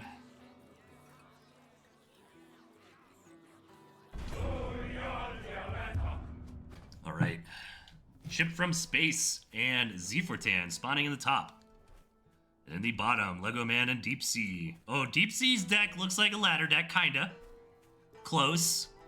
Lots of tier 1 options, and then to that snake boar. Deep Sea's a very, very powerful snake and boar player, so probably quite happy with that. Meanwhile, Lego, Squirrel Cam Boar, I mean, that is solid. And then a ton of defense, which may or may not be relevant. They kind of have the goofy spawn, but it's not too bad. I mean, they can kind of like L their way around into some bases here. Oh, they could actually take the campfire here, throw down like artillery right there. That'd be pretty sweet. Meanwhile, I think our Chip from Space and Z4Tan team have a bit of the better spawn. Chip's army looks reasonable. Squirrel Toad and a Raccoon Falcon rounded out with a Badger late game. The Badger really needs that pigeon support though. We don't see any pigeons on their side. Meanwhile, Z4Tan, Squirrel Mole, Falcon Owl, and some defense. Also not unreasonable. Now the big thing here, which may or may not be relevant, is Falcon is the best unit in the game. In the late game, I think that's not a controversial statement. A lot of late game Tooth and Tail can come down to who's got more Falcons, who's got the better Falcon positioning. And Chip and Z4Tan both have Falcons, and Lego Man and Deep Sea do not. Furthermore, most of Lego Man's army cannot really interact with the Falcon at all.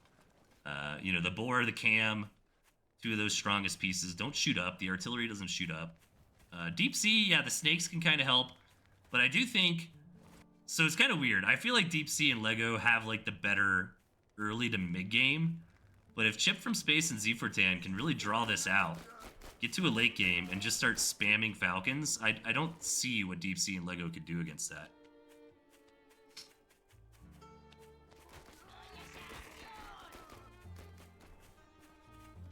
So we see a very fast Badger coming out of Chip from Space. Okay. Kind of a wild card. It does get scouted immediately. Let's see what green and blue's response is. They can try to rally out and attack now, or then get into their own tier 3. They're deciding to attack now. And the Badger without pigeon support, I mean, QQ would argue with me on this one. But, you know, it's just a lot worse, right? Like, they need their pigeons. The Badger needs its pigeons. So I don't know if I necessarily agree to this. I mean, Chip is kind of forcing his opponents to, like, attack him right now. Oh, no. I think Chip might have miscalculated here. Let's see. Maybe they can hang on. If not, this might be a quick match point to our winning team. The cams go down. The Falcons are still in the air. Okay, Falcons starting to get targeted down. One's left. Okay, decent amount of tier 1 here from Chip, defending. Chip going back, trying to kite against the Toad attacks. Okay. All right, they held on. Damn. Clutch. The Falcon doing a good job. Z4Tan doing a good job keeping that one alive. All right, I wouldn't get too big for your britches here with the counterattack. You're behind on the meta, says Airlu. I know, apparently badger without pigeon's supposed to be a thing.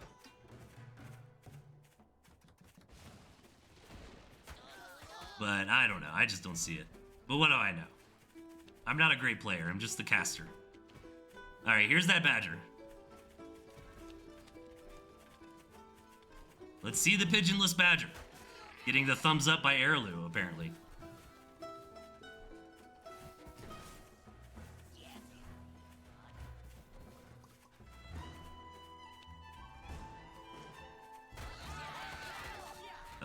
All right. Ooh, this is tight. I would love to, honestly, I am being a little bit of a biased caster here.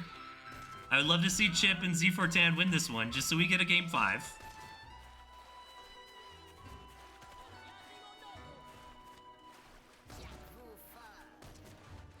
Oh, balloon coming up, okay. That can be good. You can target with the balloon. Correct me if I'm wrong, but I'm pretty sure you can. And Lego Man's really got no other units he needs to be controlling. So he could focus his fire with his balloon onto that badger. That's so much tier 1, and they're also clumped up. This is the problem with mass tier 1, is like, look how much the scrolls are moving around. The scrolls don't actually do any damage until they can find a tile to shoot from, and this badger just revved up in the background. Okay, there are some snakes here. All right, the badger loses the rev. Okay, Z4Tan does have an economy. Keep that in mind. We just hit the 5-minute mark.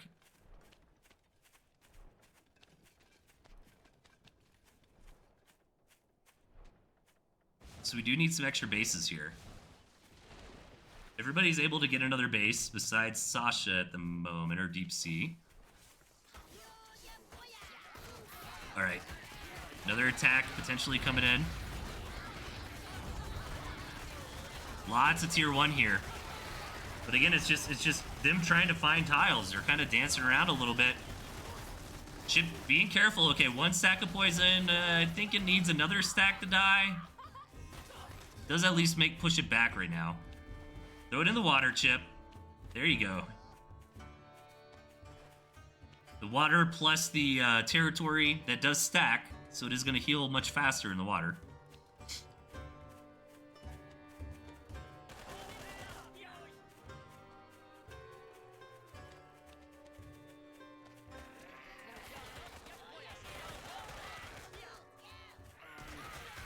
This is an interesting choke point to have to keep fighting through, but I think over and over, this is going to favor the red and yellow team. They have the better economy behind this. There's only so many more armies that Lego Man and Deep Sea can put together, as they're down to only a couple farms each. Lego Man even starving at this point. Z4Tan's economy is really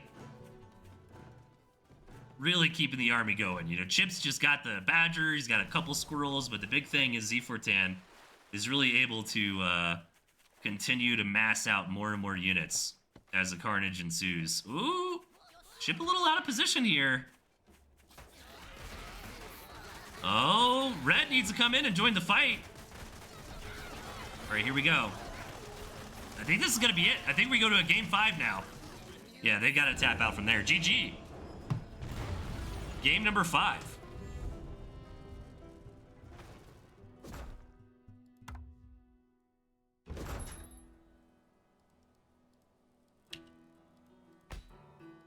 Game number 5 on our hands.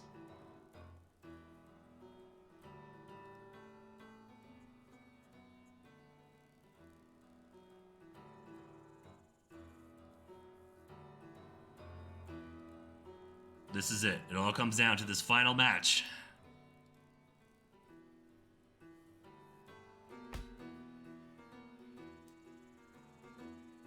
What are the unit selection gods gonna give us this time around?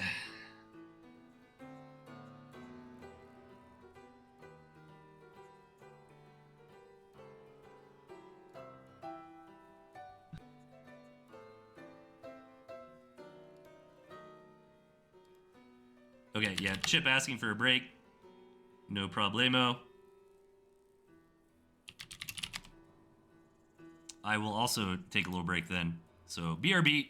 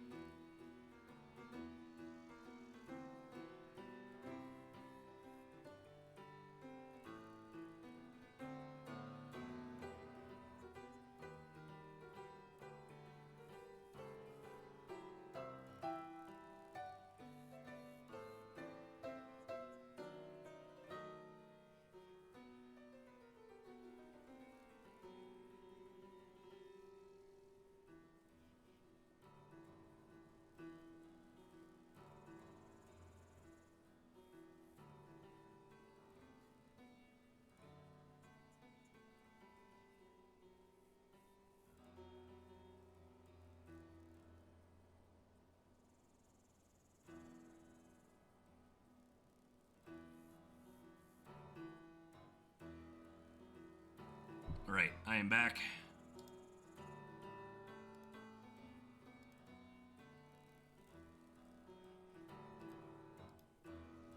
What a fun event.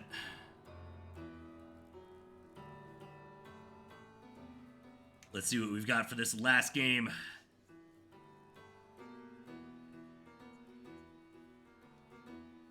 Thank you everybody for tuning in. Always a pleasure to do this. I'm glad I'm feeling a little bit better today. We've already got 22 players signed up for the championship, by the way. So if you haven't signed up yet, head over to that Discord, sign up. If you don't know where to find it, go to the Pocketwatch Discord, check the announcements. I've got a link over there.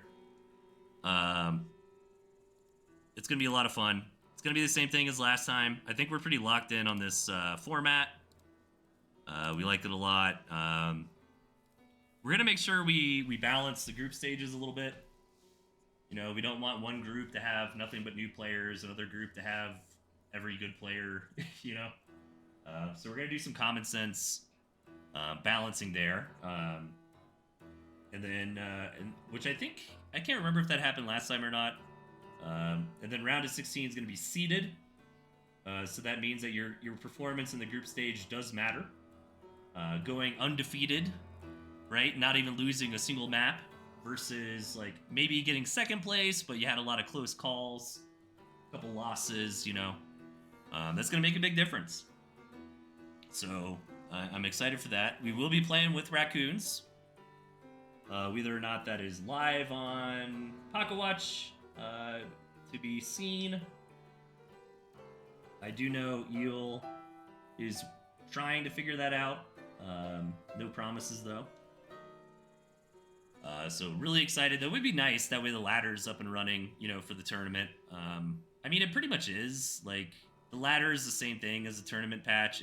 The only difference is the raccoons. So, but this has been a really fun event. Kind of perfect for me. I am starting to get a little scratchy. Yeah, I just came back from Japan. Had a blast in Japan, by the way. So much fun. My wife works on airports, and she worked on one of the military bases over there, so she had a work trip, and then I got to tag along, just kind of pay for my own flight. I could stay on the military base as much as I wanted, but I kind of started exploring and leaving it anyways, so I ended up going to Kyoto. I went to Osaka. Spent a few days in Tokyo. Tokyo is so massive. I went to Hakone, Lake Ashi. Got some good views of Mount Fuji. Yeah, one of my friends told me, they were like, dude, I spent 8 days. They're like, you can spend 8 days in Tokyo, which absolutely you could.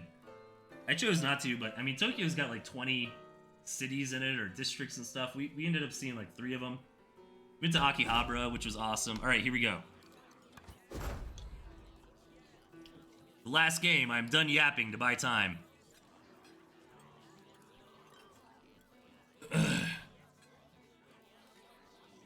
This is it. This is for all the marbles. For the Steam gift cards that this guy is giving out, I believe. All right, let's lock it in and let's go. Here we go, everybody. Game number 5 in the best of 5 finals. Chip from Space and Z4Tan. In the bottom, who scrounged their way through the losers bracket. And up top, Deep Sea and Lego Man, who were able to stay in the winners bracket the whole event. All right, Z4Tan has a pretty good-looking deck, to be honest. That's not embarrassing to queue up with that on the ladder, I don't think. Let's see, Chip's deck. No, okay, Z4Tan is the only one with real tier 1, which is hilarious. Yeah, I think, honestly, Chip can make this deck work. You know, Raccoons are a pretty solid mid-game unit. The Ferret is very utility-heavy if the opponent starts building a lot of defenses or starts, you know, turtling up too much, and then the Wolf is just gonna make, like, Wolf Raccoon's actually, like, super legit. And so is Wolf Ferret, and I'm very mad we haven't got to see Wolf Ferret today, damn it. Meanwhile, Deep Sea, starting off with the Snake. A little bit of a clunky deck, Snake, Ferret, Owl with some defense, but good work. Meanwhile, Lego Man, okay, Lego Man's got Falcons in Boar Raccoon. I think if you put Deep Sea and Lego Man's decks together, they're pretty fine. Honestly, I think Lego Man's deck's pretty powerful. But if Deep Sea can just support that with some defenses, they've got a really good spawn. Oh my god, look at this spawn for a green and blue side. They got every gristmill in the world. Meanwhile, only a couple of gristmills over here for our yellow and red team. They can also potentially get over here. But I do like that Chip has ferrets against like the potential artillery turret from the other side. Vice versa, Deep Sea's got ferrets against the potential turrets of their opponent. Here comes Deep Sea though with the classic Snake, trying to get those 2 tags on the pig, get a free pig.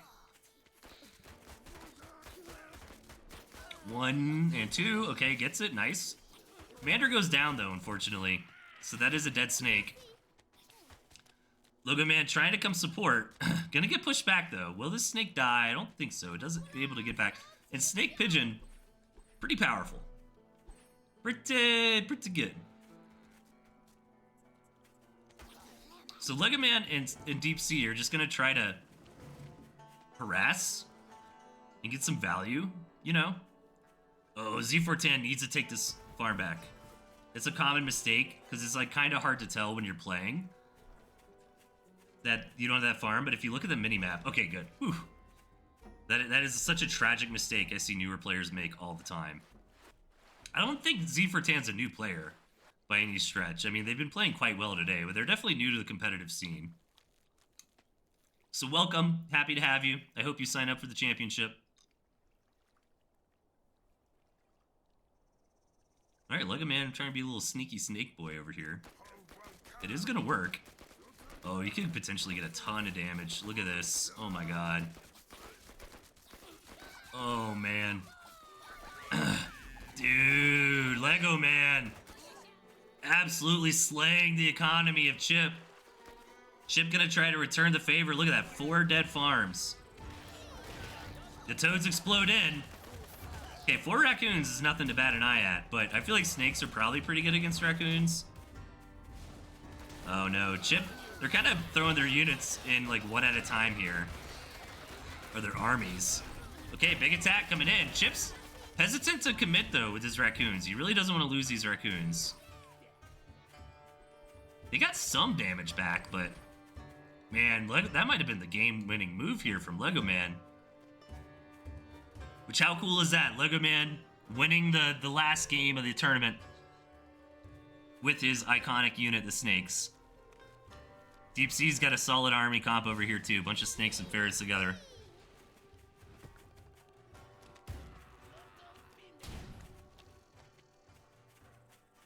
Yeah, 2 snakes just wrecking havoc.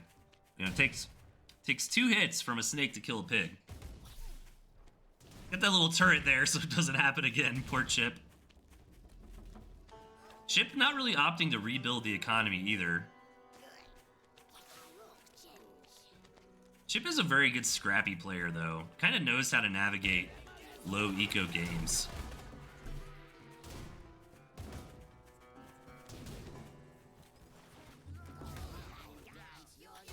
Big army here from Z4Tan, by the way. Almost 30 tier 1. They really need to bait the toad hits. Like, the toads are what's scary. Like, tier 1's actually pretty good against snakes. Oh, those toad hits were massive on the lizards. Well done there from Deep Sea. Oh, and this is looking tough. Deep Sea and Lego crashing in. This is a pivotal moment. Z4Tan and Chip must defend this well. Already several Warrens going down. Chip trying to micro with these raccoons. So many snakes remain, though, from Deep Sea. The Deep Sea serpents. Coming for the revenge of the Kraken.